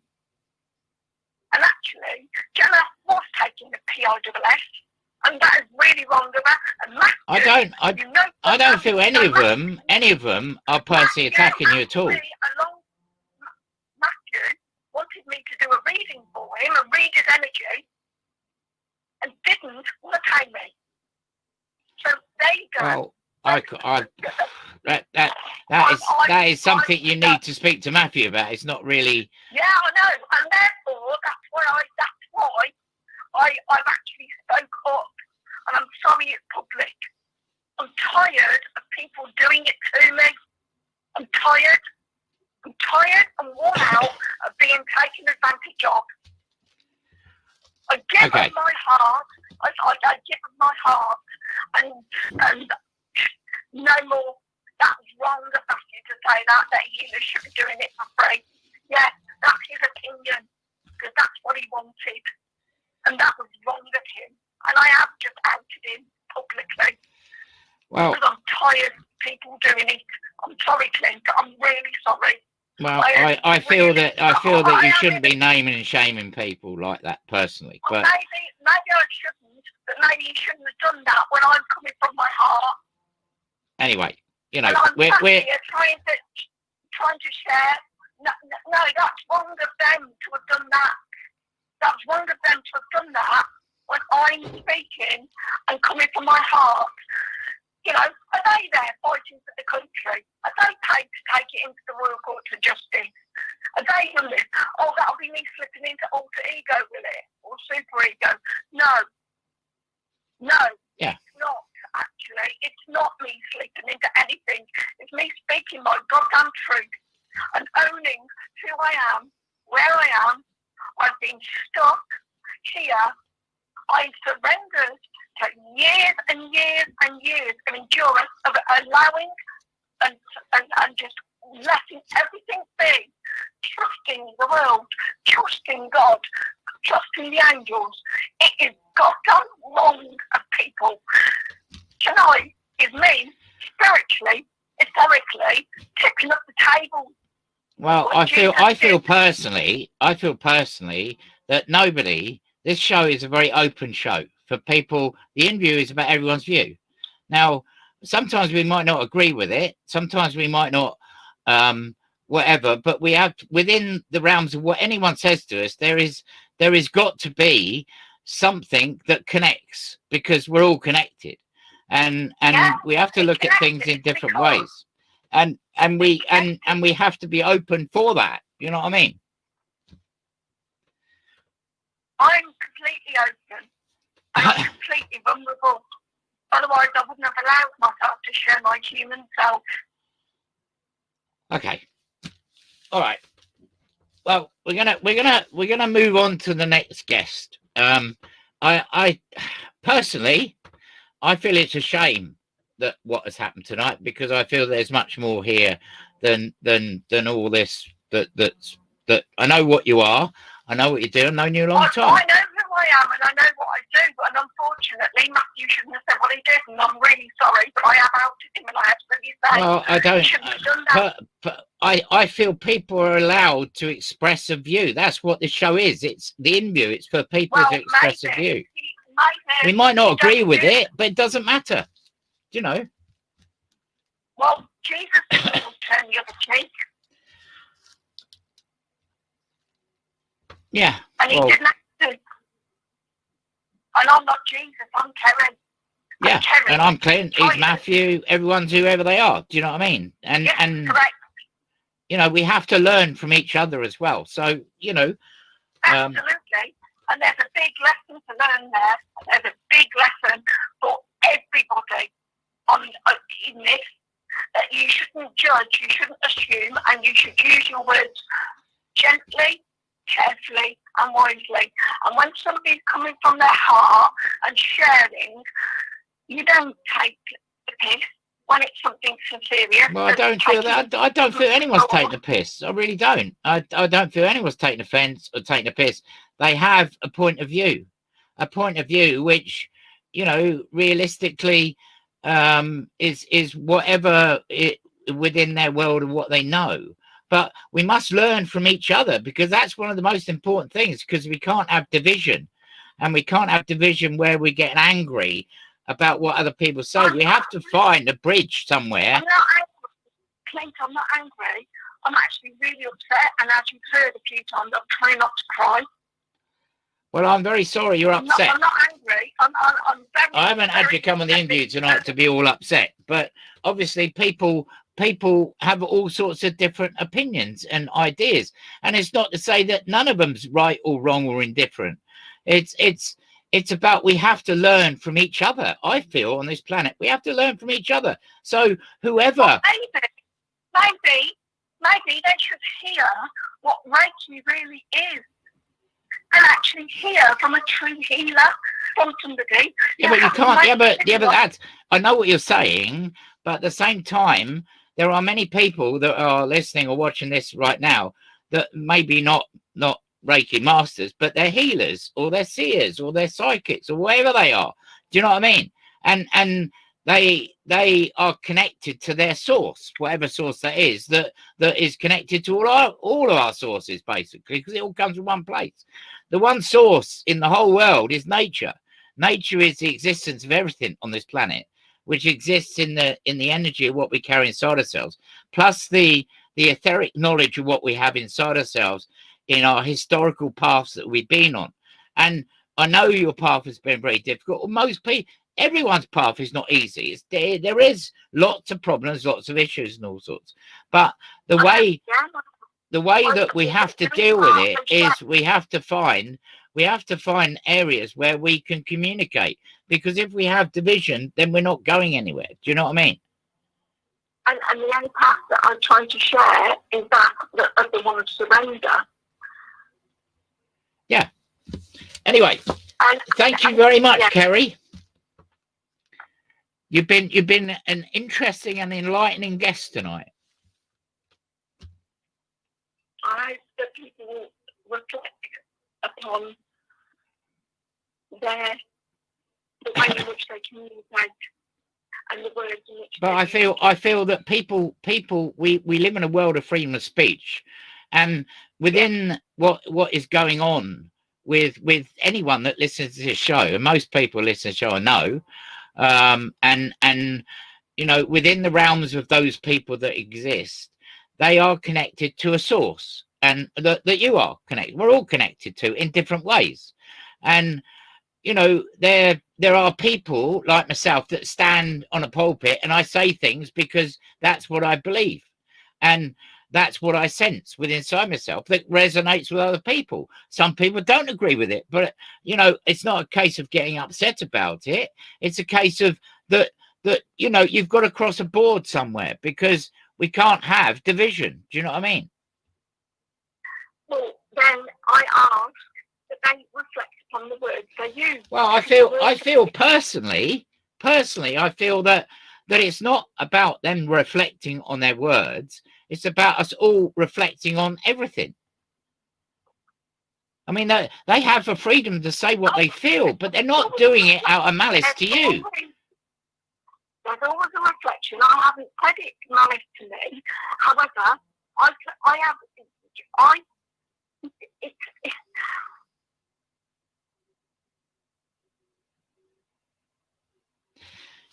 Anyway, we're gonna move on to the next guest, Kerry. That's fine. And you know, I don't want you to be upset. You know, I know what you've done, or anything, and all the things you've done, but I understand and feel energy, and I know the things that I've had done to me. Yeah. And those people know what they should not have done. Yeah, but nobody's done anything to you here. And I'm sorry, but that should never be done where somebody is in a public position speaking and then have others keep projecting those things at them. They shouldn't do that. That's not mine to own. That's not mine to own. That's all I have to say. Okay. You don't do that. You don't attack someone publicly. Okay. Well, we will speak soon, Kerry. All right. And sorry, please. Thank you very much for coming on tonight. Okay. All right, and we will speak soon. Sorry about that. Right. I was trying to explain there. And I know for an overview, everyone's entitled to any opinion. This show is about anyone explain themselves in whatever way they want to. And, you know, I'm not shy of saying what I feel. And saying what I feel is what I feel. Now, I'm not going to comment on anything that I'm not going to read the comments out. And I'm not going to comment on anything that Kerry has said, because I don't feel that in any shape or form there is any person on here that has any personal purge against Kerry. It is literally down to whatever is going on within people personally, that if there is something happening in a way that is happening with this person, because, you know, we have to learn from each other. And I do feel that, you know, there is an element that it's somebody like almost pressing on a rawness. And I feel that with inside ourselves, it is about the first thing we have to do is deal with ourselves. And as we deal with ourselves, it is about the light we carry. It is about what we are inside ourselves. And, you know, it is not about people attacking people. There's no one on this. There's no one listening to this, and no one here on this show tonight that is personally attacking anyone. And it doesn't happen on here. And you know, we have to have an understanding and embracement. And I feel that, you know, every person's got worth to everything they say. And within what they say within inside themselves, there's a truth. And that truth exists by the belief system within inside that person, which is a mechanism that drives them in this reality, drives them to walk in the light they carry.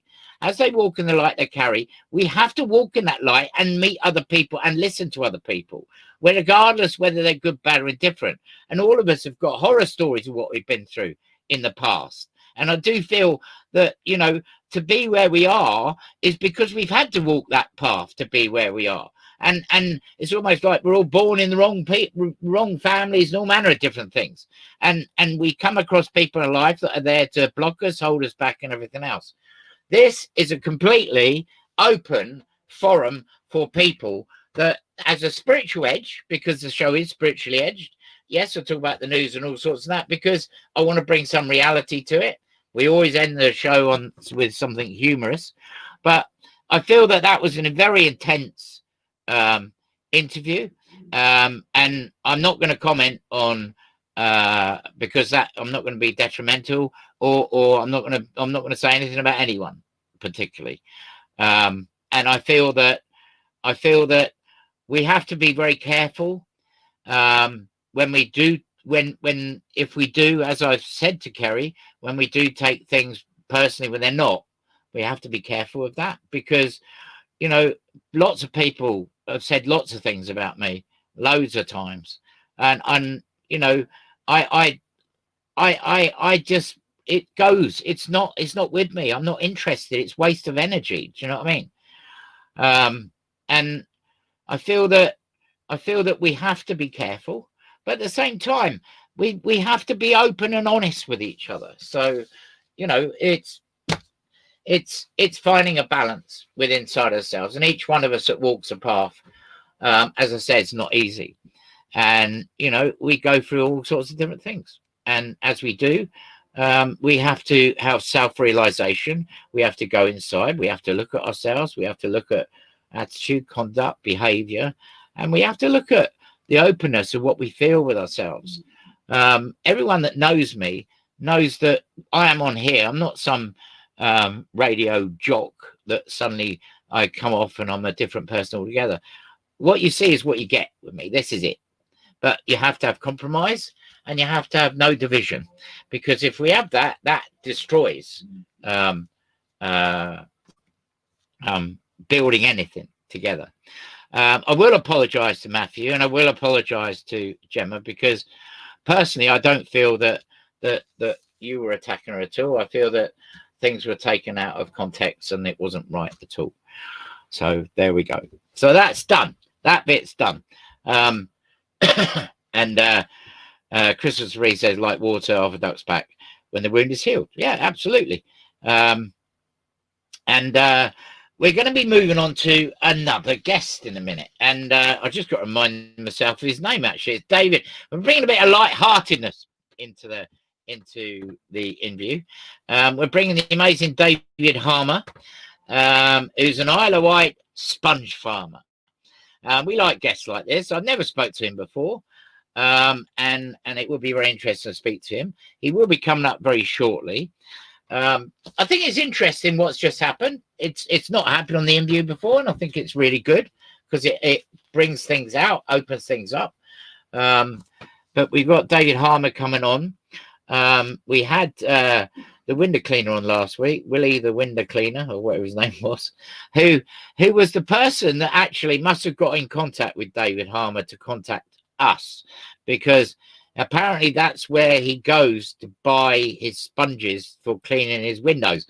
But apparently the sponges that he buys are smell of chicken. I don't know if you can eat them or not, but Willie the window cleaner uses these special sponges which are grown on the trees at David Harmer's place on the Isle of Wight. And talk of the devil, we have got David Harmer on the phone. Hello, David. How are you?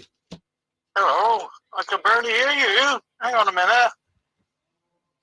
How are you doing? Welcome to the Inview. Oh, that's better. I can hear you now. See, the signal ain't too good over the Isle of Wight. No, it doesn't seem it is. I like the Isle of Wight. I walked round the island once, long time ago. It must be a long time ago, because from what I can see, you're ain't capable of walking about 700 yards. Yeah, it was. It was probably when I was about 14 or 15. What, years old? Or? Yeah, about years old. Yeah, something like that. Ah, right. With a backpack on and everything.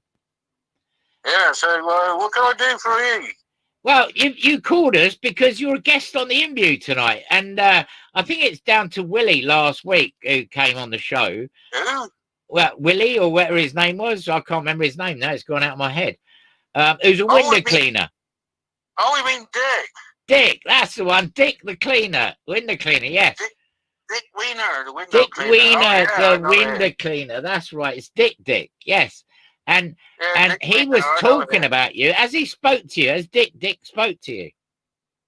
Yeah, he speaks to me quite often. Like, did he say that you should call this show? He what? Did he say you should call this show? Yeah, he said, well, give the guy a call, like, have a word with him, because he could put it out there and sell your sponges, Well, we're giving you a platform to talk about what you do and all sorts. David, in relation to your organic sponge farm, I suppose you call it. Well, it is Karen Harper says, I like organic. Victoria sponge. Have you got one of those? No, I ain't got a Victoria sponge. We've No. got a sponge pudding. Have you? Is that Yeah, the sponges that he uses on his windows? It tastes of chicken, though. Yeah, but how do they taste of chicken? Well, I get round to that. Well, you see, it was a few years ago where, you see, because a couple of miles down the road, they got a poultry farmer, see? And he he offered several thousand chickens. And, of course, when they get old, when they don't lay eggs no more and that sort of thing, Yeah. when they die, he just put them up in a pile for burying. Right. And a few went down in the ground, obviously, and these a couple of these little trees, and that grew rather rapidly. Over about 5 years, these couple of trees grew about 17, 20 feet tall.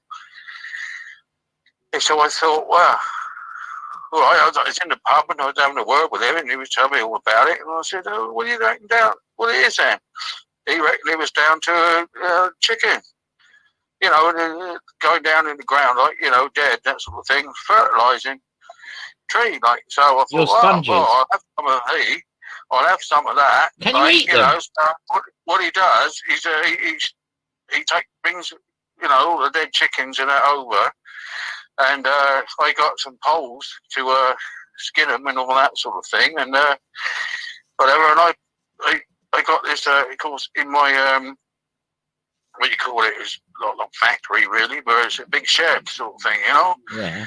And they take all the wings off and the feathers and take everything else off, and I grind the bones down, and I use them as fertilizer for my sponge trees. See, and they do grow rather rapidly. How long does it take to grow a sponge? A sponge itself or a sponge tree? Sponge. Once you got the tree, and then it grows sponges, doesn't it? Oh, I suppose you'd call them. Well, normal terms you say they flower, but I would say they sponge twice a year. Right. And are they big?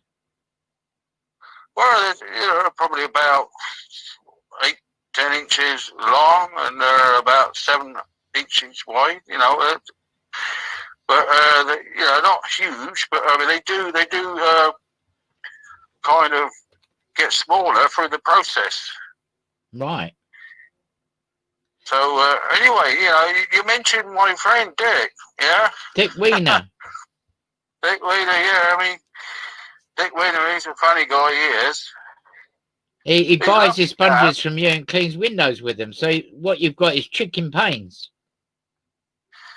Chicken pains? No, I don't know about that. I don't know what he does with them apart from clean windows, that sort of thing. But the old girls in the office, they love it when Dick comes. I bet they do. They do good. He brings them chocolates and wine, see? Yeah. Well, that's nice. Yeah. What? Can you actually eat your sponges? Well, I haven't tried eating them. I mean, I just ship them off, but apparently you can eat them. I mean, I'll tell you something funny. There is a farmer opposite me. He's growing a few cider apples trees, that sort of thing, right? And some of the old fertilizer must have got down in them apple trees. He said he tasted a few of these apples, and they tasted a bit like chicken. So he started, not brewing, is it? It's pressing them and that sort of thing. So there's chicken cider. Chicken cider? Yeah. So you make chicken cider as well? I don't know. The farmer next door does. Does he? So of course, yeah. So, he gives me a little bit of money end of month, because they're finder's fee, or whatever you want to call it. I've never heard of chicken cider. Oh, God, yeah. What does it taste like? Chicken. Yeah, well, I suppose it does, yes. But, obviously, if you're vegetarian or vegan or whatever, you'd drink ordinary cider, wouldn't you? Well, yeah, he would, but he does vegan cider as well. I think Does it's he? vegan or vegetarian. I don't know really the difference. Like, you know, Well, all what's this he do with that? technology and all that sort of thing. What does he do with that? What's that He made out sells of? it. What's he do? What? What's it made out of? Apples. What do you think Oh, it's of course made it out is. of? Yeah. I thought he might have put beetroot in it or something like that. No. Beetroot cider. That's another thing. He's got that in the pipeline. He tells me he's got. Oh, right. So, he's not going into that because anyway. How many trees have you got on the Isle of Wight? I got 5 acres of land for, you know, fields, and they're like vineyard sort of thing, you know, where they got all these rows of sponge trees. See? Yeah. And they normally crop twice a year, and they grow up to about 25 feet high. Blimey, that's high, isn't it? And, I get around about 8, give or take, or 2 or 3, or something. Get 80 sponges on a tree. 80 sponges, crikey. Yeah, and they get poles to come and take them down and that, because no other bugger on the island wants to risk their neck, do they? But Well, you know, no, I suppose you don't. take, You've got a lot of ladders and things, I suppose, haven't you? well, we've got 2 or 3. Yeah. I ain't got too many, you know, so they climb up the tree, you see, and they pick them off and chuck them down, and it goes into a wagon towed behind. I got several wagons, and we call them quads, and you know, they take them around into the processing plant. Okay. So, you know, the process it's quite silly, really. It sounds silly, I know, but we go into this big room, and at a constant temperature for 2 days, 60 degrees Celsius, and then when the full moon comes out, right? I mean, they're laid outside in this massive kind of platform. Then they're brought back inside a day later, and then they're shipped off. Hmm. Weird it is. And they dry out in the moonlight, basically. Well, they're dried out anyway, but it gives it, I don't know what it gives it, but I mean, A bit of a tint, bit of a gloss. Well, I don't know about that, but, you know, apparently, you know, I sent 1 or 2 off to Dick, and he said, you didn't put these in the moonlight, did you? All right. So he noticed that they weren't in the moonlight. So it's different kind of sponge, see? It does something, I don't know what. And how long have you been growing sponges? I've been growing sponges for 5 years. What did you do before you grew sponges? I didn't grow sponges. But what did you do for a living before that? Me, I was a you know, ferry operator, you know, a small right, ferry. yeah, going to and fro over the... Well. Yeah, because it didn't work too well. Bloody bastard sunk, didn't it? Oh, yeah. Well, that's not good for a start, is it? And that's not good at all. And, you know, I thought, right, what are we going to do now? And then this sponge type thing washed up on the beach. And I thought, wow, okay, literally.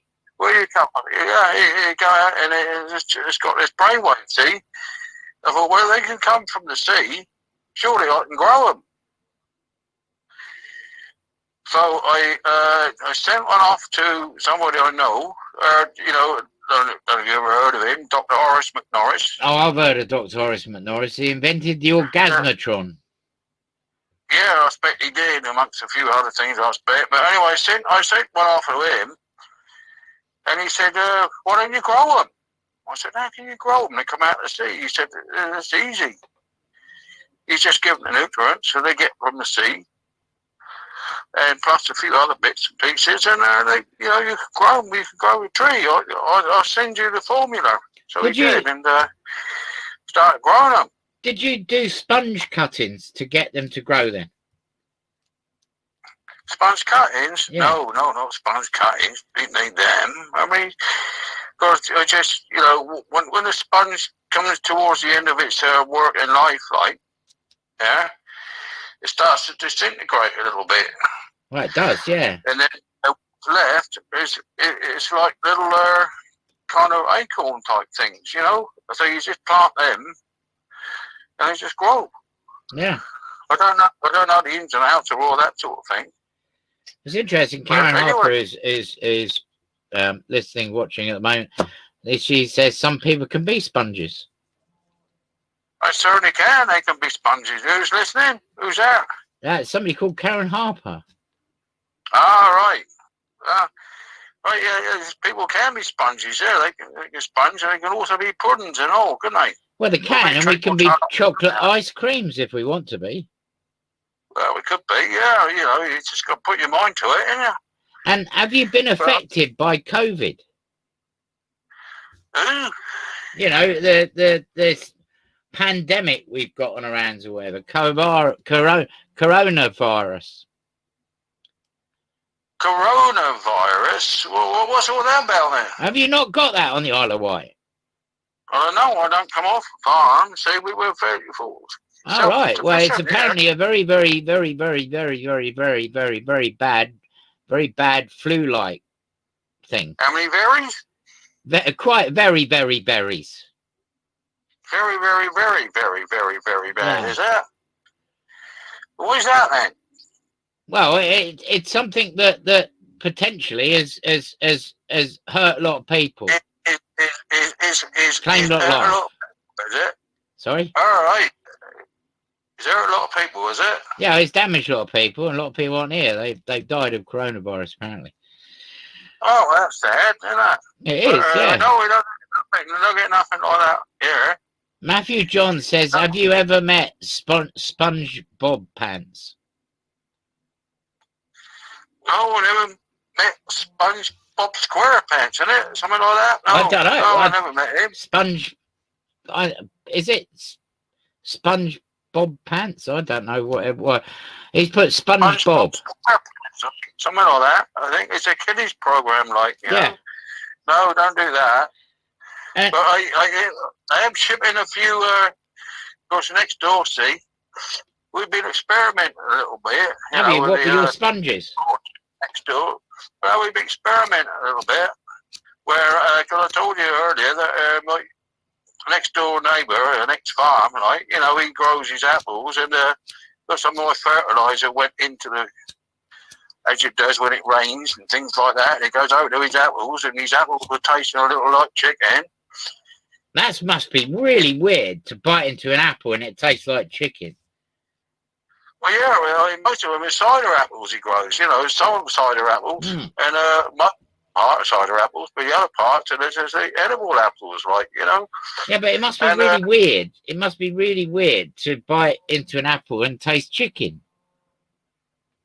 Well, I think it is, yeah. Anyway, he started pressing them and that, and he gave me the first batch, and wow, yay. It does. There's a little bit of chicken in there. You can taste the apple. You can taste the chicken. But anyway, what he said to me was, right, you send me over a couple of sponges, and what I'm going to do is I'm going to melt them down.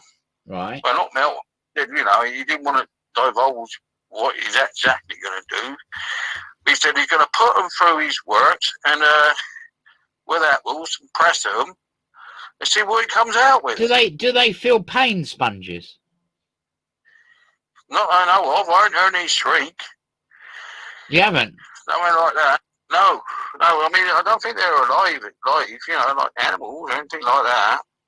No, but I mean, you're obviously you to make them really spongy. I suppose you've got to squash them, haven't you? Well, yeah. Otherwise, how do they be a sponge if you can't squash them? Well, yeah. And I suppose, I mean, you must import all over the world. I heard you go down a storm in China. Yeah, I don't know about China, but I mean, we go to Indonesia and where else Japan. Japan love the apples. Do they?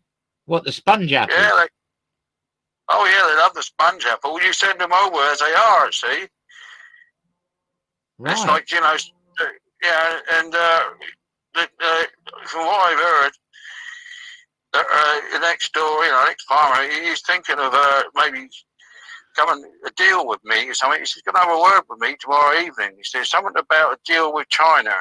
Right. Something about sweet and sour chicken apples. Sweet and sour chicken apples.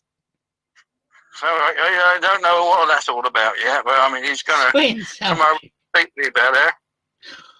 Oh dear, oh dear, oh dear. Matthew said it's SpongeBob SquarePants. That's who it is. Yeah, I know. I see, you know, I have seen the cartoon character. Is he based on any of your sponges? I don't know. And obviously you don't get out very much, do you? So you're on your farm most every day, aren't you?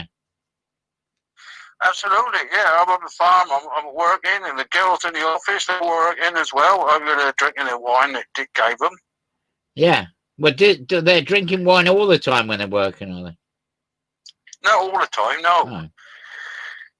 Only when Dick brings it, because they love a bit of Dick.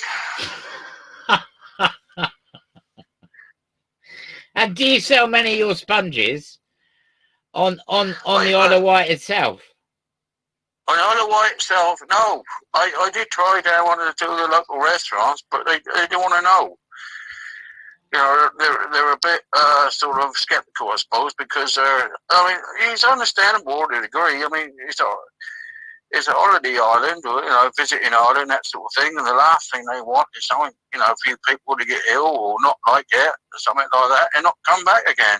Yeah. But well, it is very popular island. I know. I loved it there. The people are really friendly. Well, you come again. You want to visit my sponge farm. Well, yeah, that'd be really interesting to go and see your sponges growing. Yeah, well, I mean, next time you come over with Dick. Yeah, I'll come with Dick. Yeah, I mean, and the girls will love that. Yeah. You know, bring some wine. They love that because I'm not going to walk round it again, though. I walked round it years ago. And I found people really friendly because, you know, I'd be walking along I literally walked round the edge of the island, but went inland a bit sometimes, and I come across people early in the morning saying, "Would you like a cup of tea?" Yeah, so you walk around the island, yeah, a little bit, and then someone come at a total stranger, come up and said, "Yeah, hello, would you like a cup of tea?" Yeah, would you like some biscuits and a cup of tea? Oh, and you looked at them out. Well, I said, yeah, I'll have a cup of tea. And where did you go then? Well, I sat down and drank it. What, in their house? No, outside. I was sitting on a bench. Oh, that's rather friendly, isn't it? That is very friendly. And then I stopped at a shop and somebody came out and gave me a chocolate bar. Someone gave you a chocolate bar? I know. You're sitting outside? Yeah. Oh, no, that it's weird, isn't it? It's very strange, yeah. Karen Harper said... Are you sure they're not aliens somehow? No. I don't know. Maybe they are, but maybe I am. Do you know what I mean? No. I mean, they're coming out and they're giving total strangers a chocolate bar. I know, it sounds mad, doesn't it? One lassie comes out of their shop or something, or out their house, and says, "Would you like a cup of tea?" Yeah, it happened. I know, it sounds mad. It does. I mean, something like that happened to me. I say, "Hello." You say hello. I say hello. They say, "Yeah, I love a cup of tea, but I would love a piece of Black Forest Gatto." Yeah, but that's a bit rude, isn't it? Because if they're offering you a cup of tea, you can't over ingratiate out on them. That's the way to tell if they're space aliens, you see. Well, I see. So actually, if you ask for Black Forest Gatto, if they come out with a bit of Black Forest Gatto, you know they're space aliens. Oh right, okay, I didn't know that. I have to remember that next time. Ah, yeah. Karen Harper, there's chicken apples at fairs instead of toffee apples. And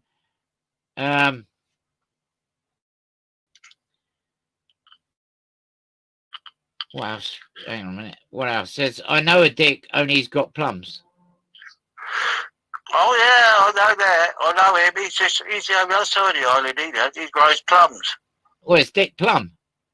Dick the plumber. Oh, right. So Dick the plumber grows his own plums. Yeah. Yeah, he's in competition because he makes plum cider. Wow, you seem to be making lots of cider on your island, don't you? Well, yeah, what's the only drink you have, isn't it, really? Apart from all your shorts and things like that, your Southern Comforts and your whiskies and your gins and your vodkas and all that. How boring is that? Well, I suppose it is, you have a bit of chicken apple cider and you can have some plum cider. Yeah, I mean, they're not alcohol pops. I mean, these things are strong. I bet they are. Yeah, a couple of pints of that in an hour, mate, you knock you on your head. Really? Yeah. Wow. They knock you on your head. Well, the stuffed animal above you will fall off and knock you on your head, yeah. But apart from that, you walk outside and you sit, wait, I'm going to sit outside under the bar of view, and you're on your second pint, and it's about an hour, and then you get through that, and just a little bit over an hour, you stand up, you get all wobbles. Does it? It all wobbles? Yeah. What, your body? It's all body wobble. A body wobble? Yeah, one of them body wobbles. Yeah, that's like, I mean, you could start a new dance doing that, couldn't you? Body wobbling. Well, you could do, yeah. I mean, if you have music, yeah, but we don't have music as such. Don't you? You don't listen to music. Don't you play your music to sponges? Well, you don't have a sponge. Well, they're not all that good for doing anything else apart from selling and things like that. But but maybe they might grow. They might grow bigger. But they don't have a life of their own. They might grow big. Well, they might grow bigger if you play music to them. Bloody hell, that's a thought, isn't it? It is, isn't it? Bit of AC/DC. Yeah, I mean, if plants grow better if Prince Charles talks to them. Well, yeah, precisely. I mean, he can't be wrong, can he? He can't be a lunatic, can he? No, he can't be a lunatic. He can't be a lunatic at all, Prince Charles. I mean, you must know Prince Charles. He can't be a lunatic. Oh, no, you don't. I was thinking you lived in Cornwall. You were on the Isle of Wight. But if you lived in Cornwall, you probably know Prince Charles because he'd probably be one of the people that would buy your sponges, wouldn't he? Well, that's a good point, but I don't think I'll be able to sell the sponges down there, too much, because he'd probably put a stop to it, because his horse might eat them all. All right. Well, a horse is partial to sponges. Yeah, Camilla loves them, apparently. Nay, lad, nay. Yeah, when she visited the island a couple of years back, she took a couple with her, and that was it. Didn't hear nothing since. Really? Apart from the fact, she, Doesn't it clog you up, though? If you ate a sponge, wouldn't it clog you up? You would have awful trouble passing it, wouldn't you? It wasn't past a sponge, and all you done, it breaks down after 24 hours. Does it? See? So, yeah, what you can do, you see, you eat the sponge, like, like with your main meal, if you're going to do that, and it goes down, and then it opens up a little bit down in your stomach, see? So you can go out and you can get pissed all night, and it just soaks it all up, see? So you don't feel drunk at all until like about 12 hours later, so you can't go to work. And it just is here. Crikey. That's amazing. Then the sponge comes out, out your rear end into the toilet, and then just disintegrate, Yeah, well, I suppose it would do, wouldn't it, really? With a chemical reaction, isn't it? Well, yeah, it all depends what you got in the toilet flush, right? But normally, just water, does the trick, because you don't like water. No. Well, I know, but a lot of people, I mean, Dick uses it. He's often got one in his hand, hasn't he? Well, Dick's obviously got a few in his hand. Yeah, I mean, with his window cleaning, I mean, with his extensions and that, I mean... Yeah, he's always on. He went on about his extensions last week. Yeah, I heard about that. He mentioned that earlier this morning because he popped over for a little while. Like I said, I mean, girls in the office loved a little bit of Dick. So, he brought them wine and he brought them chocolates and that. Did he bring his extensions to show them? No. They know about his extensions. They've seen it on YouTube, see? Right. Well, he's made films about his extensions. Well, he advertises, He advertises, he sticks his sponges on top of his poles or whatever you call them, and that sort of thing, and he pushes them up and down, and that, and they spit out water at the top and whatever. I don't know whether he put some kind of detergent or something, and that's how he cleans his windows. Really? I know, yeah. And he's often playing that hit by Matey Boy Said I'm Cleaning Windows. Yeah. When he on the phone the other day, last week, when he was something like George Formby. Yeah, what's his name? George Formby, wasn't it? When I'm cleaning windows. Yeah, that's it. So, I mean, it's very interesting because haven't you got any COVID regulations about selling your sponges to people, or is it safe? Oh, they're perfectly safe, maybe. I mean, they get boxed and they get shipped over. Yeah. So no, we don't get no bloody, coronavirus type shit over here. So, I mean, if you went to Japan, you walk down the road and you see somebody and they're holding one of your sponges. That's quite amazing, isn't it? Well, it is, because, the sponge has various other uses. You don't just, Dick Wiener, he uses it to clean his windows and all that.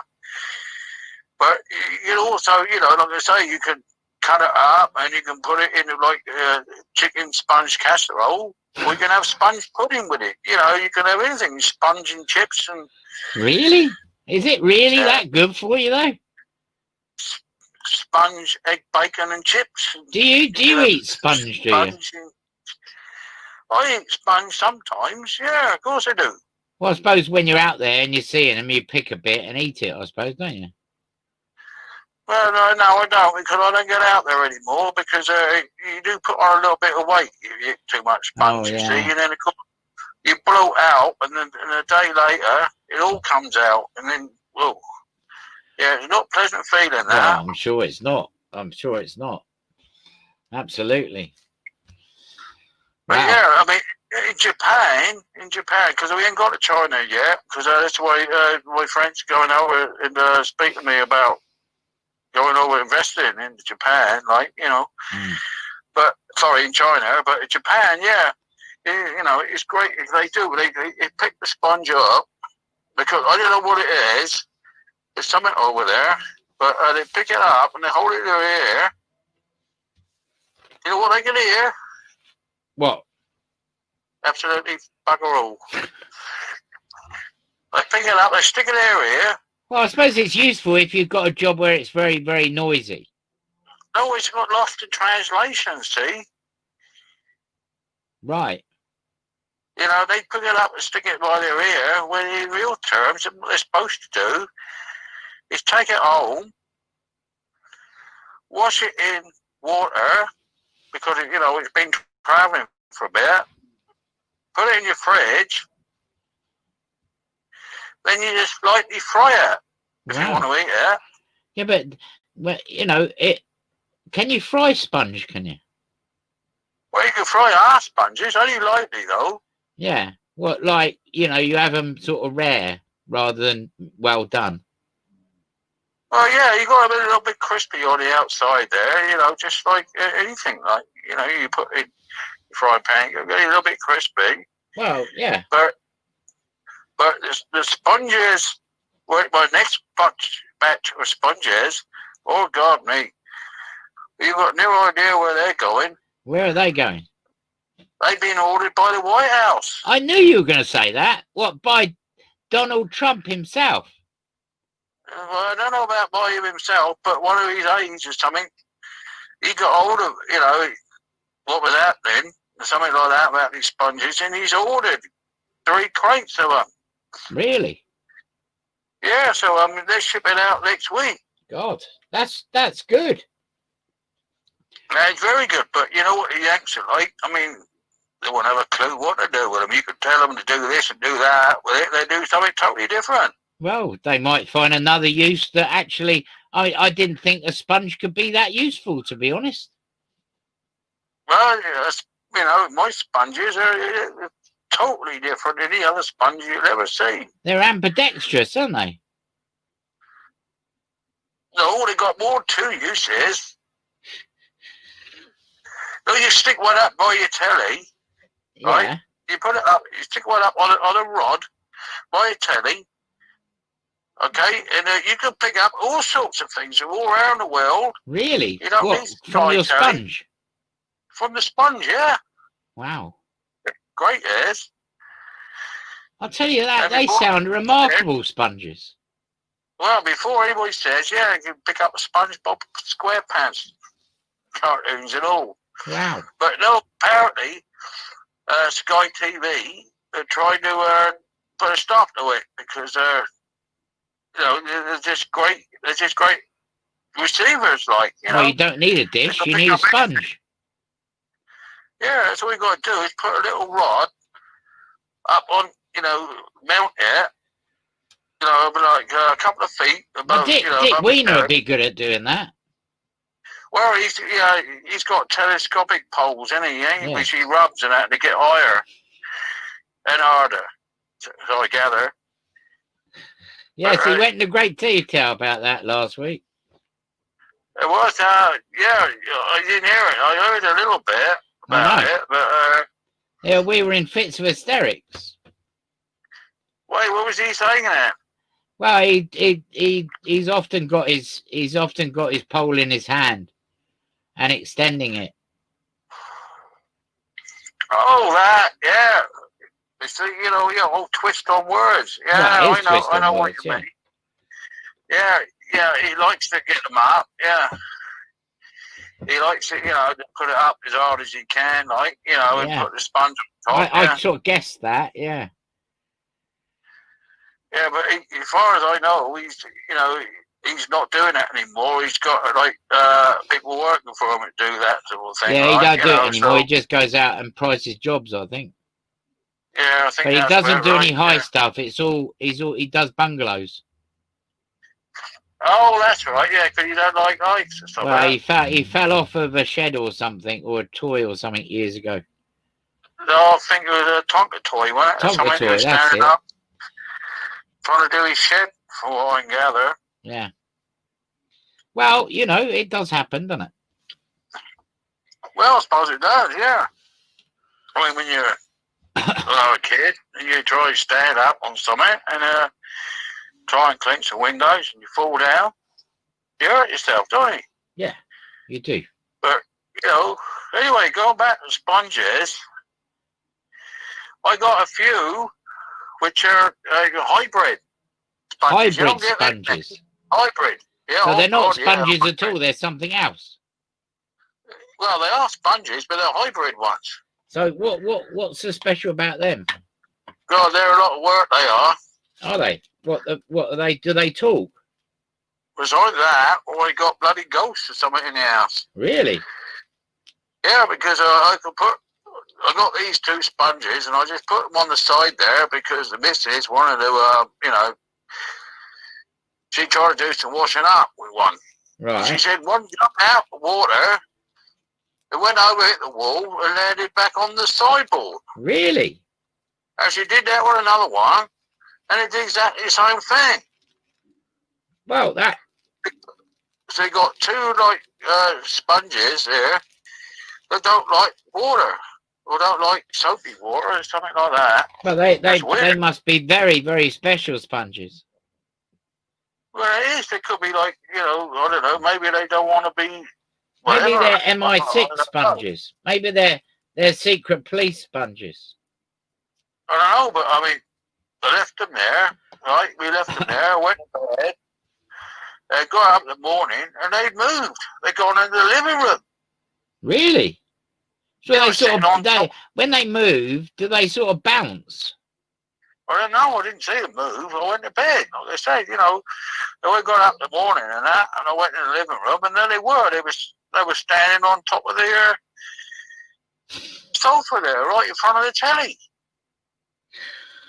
So you woke up and you went into your living room, and these sponges were standing up on top of your TV. No, not on top of the TV, on top of the sofa and that. All right. Well, what were they doing? I don't know. Probably watching SpongeBob SquarePants. Oh, yeah, got you. Yeah, they probably could be. Oh, no, I mean, that was a strange occurrence, that was. Yeah.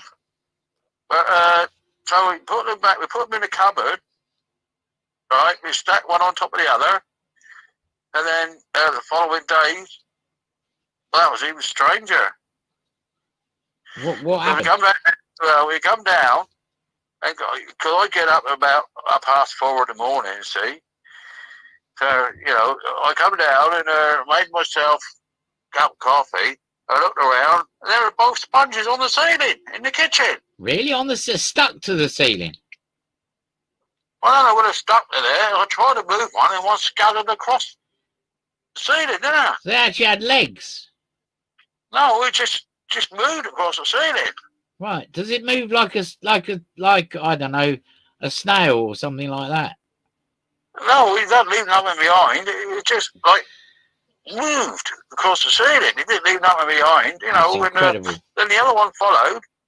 As soon as my message come down and she said, "Yeah, I'll have a cuppa and a bit of toast." And she watched them go flying, you know, straight across the ceiling and into the living room. Well, I don't expect you can catch them, can you? No. Well, what are you going to do with a sponge? I don't know. Catch it with, you know. So well, I suppose anyway, you could get a fishing net or something, couldn't you? I would if I had one. Or you could get a sheet and put over them. Well, one decided to go down, you know, after a little while, we just sat on the settee, and then we drank our coffee. The next thing I knew, the other one was on the floor in front of us. Really? One of them was. Yeah. Wow. It's just looking, you know, as if it's like a dog or something, just looking. It's like he's looking at you. I mean, then my missus got up and she moved over to the side of the room towards the kitchen door, and this bloody thing followed her. Christ. What was it after something? I don't know. But then she went back and sat down, and it came back down, and it just stayed in front of her again. So what happened then was I got up, and the other sponge followed me. He went up on the ceiling, and I went into the kitchen, and it followed me in there. What did it do? I don't know. Well, it just stayed there while I was in the kitchen, and then when I went to the toilet, thing come through, and it's almost like he knew where I was going. Like, you know, he got to the toilet ceiling. Wow. That must have been a bit scary. You're sitting there and it's sitting there looking at you. Well, it's a little bit strange. I don't know why he's looking at me, but he must know what he's doing. I don't know. I mean, there must be some kind of intelligence there. Well, yeah. It's weird. Yeah. I mean, but what do I do then? I just went back in the living room, and it followed me in there, and I went outside, and I thought, oh, well, there's no singing outside, is there? So it didn't follow you? Well, that's what I thought. And then when I got on one of them quads, right, with the trailer on it, yeah, started driving it, I had an empty trailer, and I looked behind me, and there's a bugger on the back of the trailer. I knew it was the same sponge because it had two black spots in the front, you know. What, like eyes? Is this? Well, something like that, yeah. Is this like a ghost sponge? Is this one that you genetically modified? I don't know. It's weird. You know, it really shit me up. You know, so I carried on going, and I went down through the orchard, like, you know, and then I turned around, come back, and it was still there. Then when I got to the last one, the last sponge tree, it hopped off. So, you know, what happened there, I don't know, but I got back in the house, and I went and sat down, I told my missus what happened, and she said to me, well, you be careful with them sponges. You know, you don't know where those two come from. Well, you they don't. could be space aliens or something like that. Well, they could you know, be. disguised as sponges. Yeah. But anyway, with that in mind, I went out again and I went into the barn which is basically where all the works are. You like where to get all the sponges and then chuck them in the processing part, that sort of thing. But lo and behold, up on the bloody beam above me, there is a sponge again. I knew it was he, because, well, I don't know what it is, maybe it likes you. Or whatever, but I mean, you see those two little black things, there must be eyes or something looking down at me. Wow.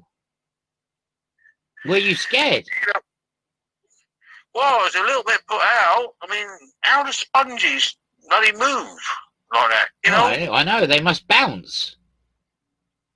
Well, let's do something. I don't know. Anyway, but in the barn there, I got a big, you know, a fork, like a pitchfork type thing, like I keep in the corner in case I get intruders. And I get hold of it and try and spike it, and it kept moving side to side. You know, he knew exactly what my moves are going to be. Really? So you didn't get it? It's weird. So I walked outside, you know, and it started, and I walked slower and slower, then it moved slower and slower up on the ceiling. And I walked outside, and then I went into the shed where I keep a lot of tools and that sort of thing. And it just stayed outside because I had the door open, and it was just watching me. It was like it was watching me. Wow. You know, that's incredible. I got this rivet gun, and I tried to shoot it, like, you know, and it kept dodging the rivets. Well, bloody hell, what's going on here? Like, you know, anyway, I thought, well, I'll not waste any more rivets. So I went back in the house, and I sat down, and my missus, she was all over the place. She was, like, you know, she was in hysterics. I bet she was. Her head off. I said, what's up? What are you laughing for? She said, these sponges. Have you ever told anybody about these sponges? They think you're bonkers. Yeah, it's just, you know, just these two must be hybrids or something. I don't know, or whatever. But it's weird. And you still got them? Yeah, they're still out. I still got them. They're in my son's room watching bloody TV, aren't they? Wow, that's amazing. Well, now they're sort of pets, are they? Well, I don't know whether they're pets, but I mean, they just follow us around.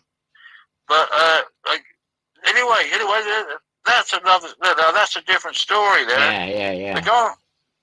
Going back to the processing or sponges, right? You know, I said keep them out of the moonlight after they've been in. There were 2 days in.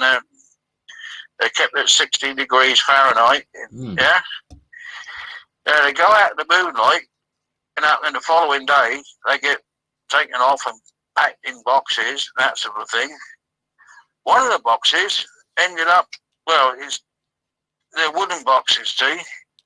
Because I don't do things cheap, like, you know. No, it's got to be packaged right, hasn't it? Coated. Yeah. You know, because they get shipped over, so with ship sinks, you know, it's got float in it around. Yeah.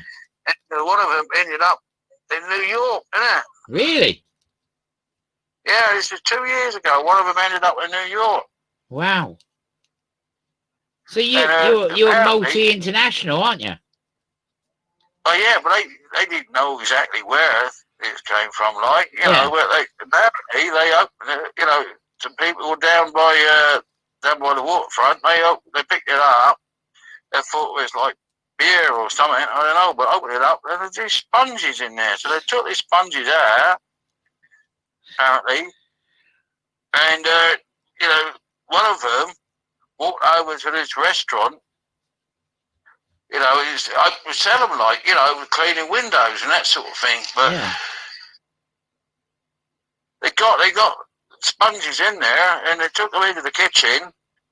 And because a bit of, you know, it's a bit hot in the kitchen, because we've already been through a lot of heat and that sort of thing, they started to explode. What, these sponges that were found in this box that obviously come from a shipwreck that they took out to sell exploded? They exploded They're like in dynamite. This, restaurant kitchen, yeah. My God, sponges that explode, self-combust. Well, yeah, it's basically because it's been heated twice, see? And it exploded. It's and then, remarkable. Of course, they were serving food, and all the bits of this sponge and that went in the food, and the waiters took the food out. And what happened there was, you know, got so many people coming up saying how wonderful the food was and all that sort of thing. And then the restaurant owner, what he did then was he tried to trace it back, but all he got was England. He couldn't get back to where. And then I see this post on YouTube, and I responded, like, you know, and said, you must have had a few of our sponges. So we gone over there now. We send our sponges over there. Wow, that's amazing. But they don't explode, your sponges, do they? Well, not normally, no. Only if they've been heated twice. Yeah. You see, they get heated up at 60 degrees for, you know, controlled environment for a day. Then they're in the moonlight for a day. Then they get packed up, see? Yeah. But obviously, because it's been through that process, and it's gone over there, and the heat of the kitchen over there, like, you know, you can imagine a restaurant, busy restaurant, that sort of thing. And they exploded. Yeah.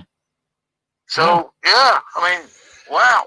I'll tell you what, it's a fascinating world, and I never realised quite how different it can be in the world of sponge. Well, sponge, I tell you what, these other two sponges, these hybrid ones now, you know where they are now? Where are they now? Well, they're just sitting on the side of the bath. Are they? What, they're going to have a bath? No, I don't know about that, but they're just sitting on the side of the bath. I don't know what they're waiting for, or whether they're waiting for one of us to have a bath or something. Turn the taps on, but they're just sitting there waiting. They've been there the last 5 hours. Oh, crazy. Dear. It is. You will have to keep us posted. What happens when someone gets in a bath with these? Well, yeah, I mean, thanks for getting the bath with a sponge. Eh? Well, I know. Well, fancy Whatever that. happened? You wouldn't think that, would you? You wouldn't. No, not at all. Not at all. No, I mean, not at all. But I mean, Dick Weiner, from what I gather, I mean, he's ordered an extra 3 or 4 cases a month. You know, and he normally has 2. All right. Well, maybe he's using them for other things. Cases, yeah. I mean, I don't know what he's doing with them, but apparently they love it over where he is. Wow. Well, I'll tell you what, it has been absolutely fascinating talking to you tonight, David Harmer. You have opened my world into the world of sponge, which I didn't realise was as intricate and as complicated as what it is. And I feel that I've learned quite a lot about sponges. Well, yeah, I mean, these sponges, I mean, on the Isle of Wight, I mean, it must be the salt air or something like that. It must be. But it helps them grow, you know, and helps them blossom, like, you know. Yeah. You can always tell when they're ready for picking. How's that? Well, because they just turn sort of brown, like tan brown. Right. Okay. Sort of thing, because they start off red, and then you go sort of like yellow, and then it's all sort of like tan brown, you know. So they're perfectly okay there. I think it's immense. I think you've been an amazing guest, David Harmer, sponge farmer in the Isle of Wight. We will catch up with you in a few weeks, hopefully, and find out what has gone on with your renegade sponges and what's going on with your business. Well, yeah, I mean, I might have a bit more information about these hybrid sponges. Oh, yeah, well, I think you will. Yeah, because they're weird. I don't know whether they're taking on a spirit or something like that, or Yeah, it's very space odd. aliens. But it is very odd. Alien sponges. Well, yeah, you know, it could be, couldn't it? Be invaded by sponges. Yeah, you know. That's the story, isn't it? It is. Yeah, you get several billion of them land in the ocean. They all dry up, won't they? Yeah, it would. Completely. Dry up, won't it? You've been Just think amazing. all the... Yeah, it's been great talking to you and giving you a little bit of insight. And I know, it's immense. And I'm really glad that not Willie, it's Dick, wasn't it? Dick Wiener. Dick, Yeah. well, I want to call him Willie. I don't know why. Dick Wiener, Dick, put us in, you know, put you in touch with me. It's fantastic. Yeah, thank you for listening. Hopefully you're gonna. Well, I'll tell you what the farm's called. It's called Sponge Farm. Sponge That's Farm. all it is. Sponge Farm on the Wight. Yeah. So, you know, you might be able to put some business our way, you know? Oh, you never know. Yeah, it's quite possible. And you've been a great guest, and I'm sure that in the not too distant future we'll catch up with you again. Absolutely. Yeah. And I'll speak to you again. Yes, it'd be lovely. Thank you, Mr. David Farmer. That's fine. All right, thank you, no. Thank you very much. Bye. Oh dear. I'll tell you what, bonkers. Completely bonkers.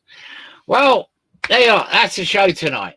Thank you very much for watching, listening. It's been an interesting and diverse show tonight. It's been very, very different, which is what the Inview is all about. And the Inview is about your views, which is what the show is called, the Inview, your views. We will have a plethora of guests again next week. I hope Patricia's okay, because Patricia DeAngelis wasn't on tonight, but hopefully in the next couple of weeks we'll get her back on, because she's a lovely guest. I know she's in Australia, but it's good to have a diverse section. My thanks to Kerry, all the way over in Greece, and my thanks to David Harmer. It has been an interesting show, and I look very much forward to being here with you next week at 7 o'clock. I want you all to have a good week out there. And yeah, take it easy, take it steady.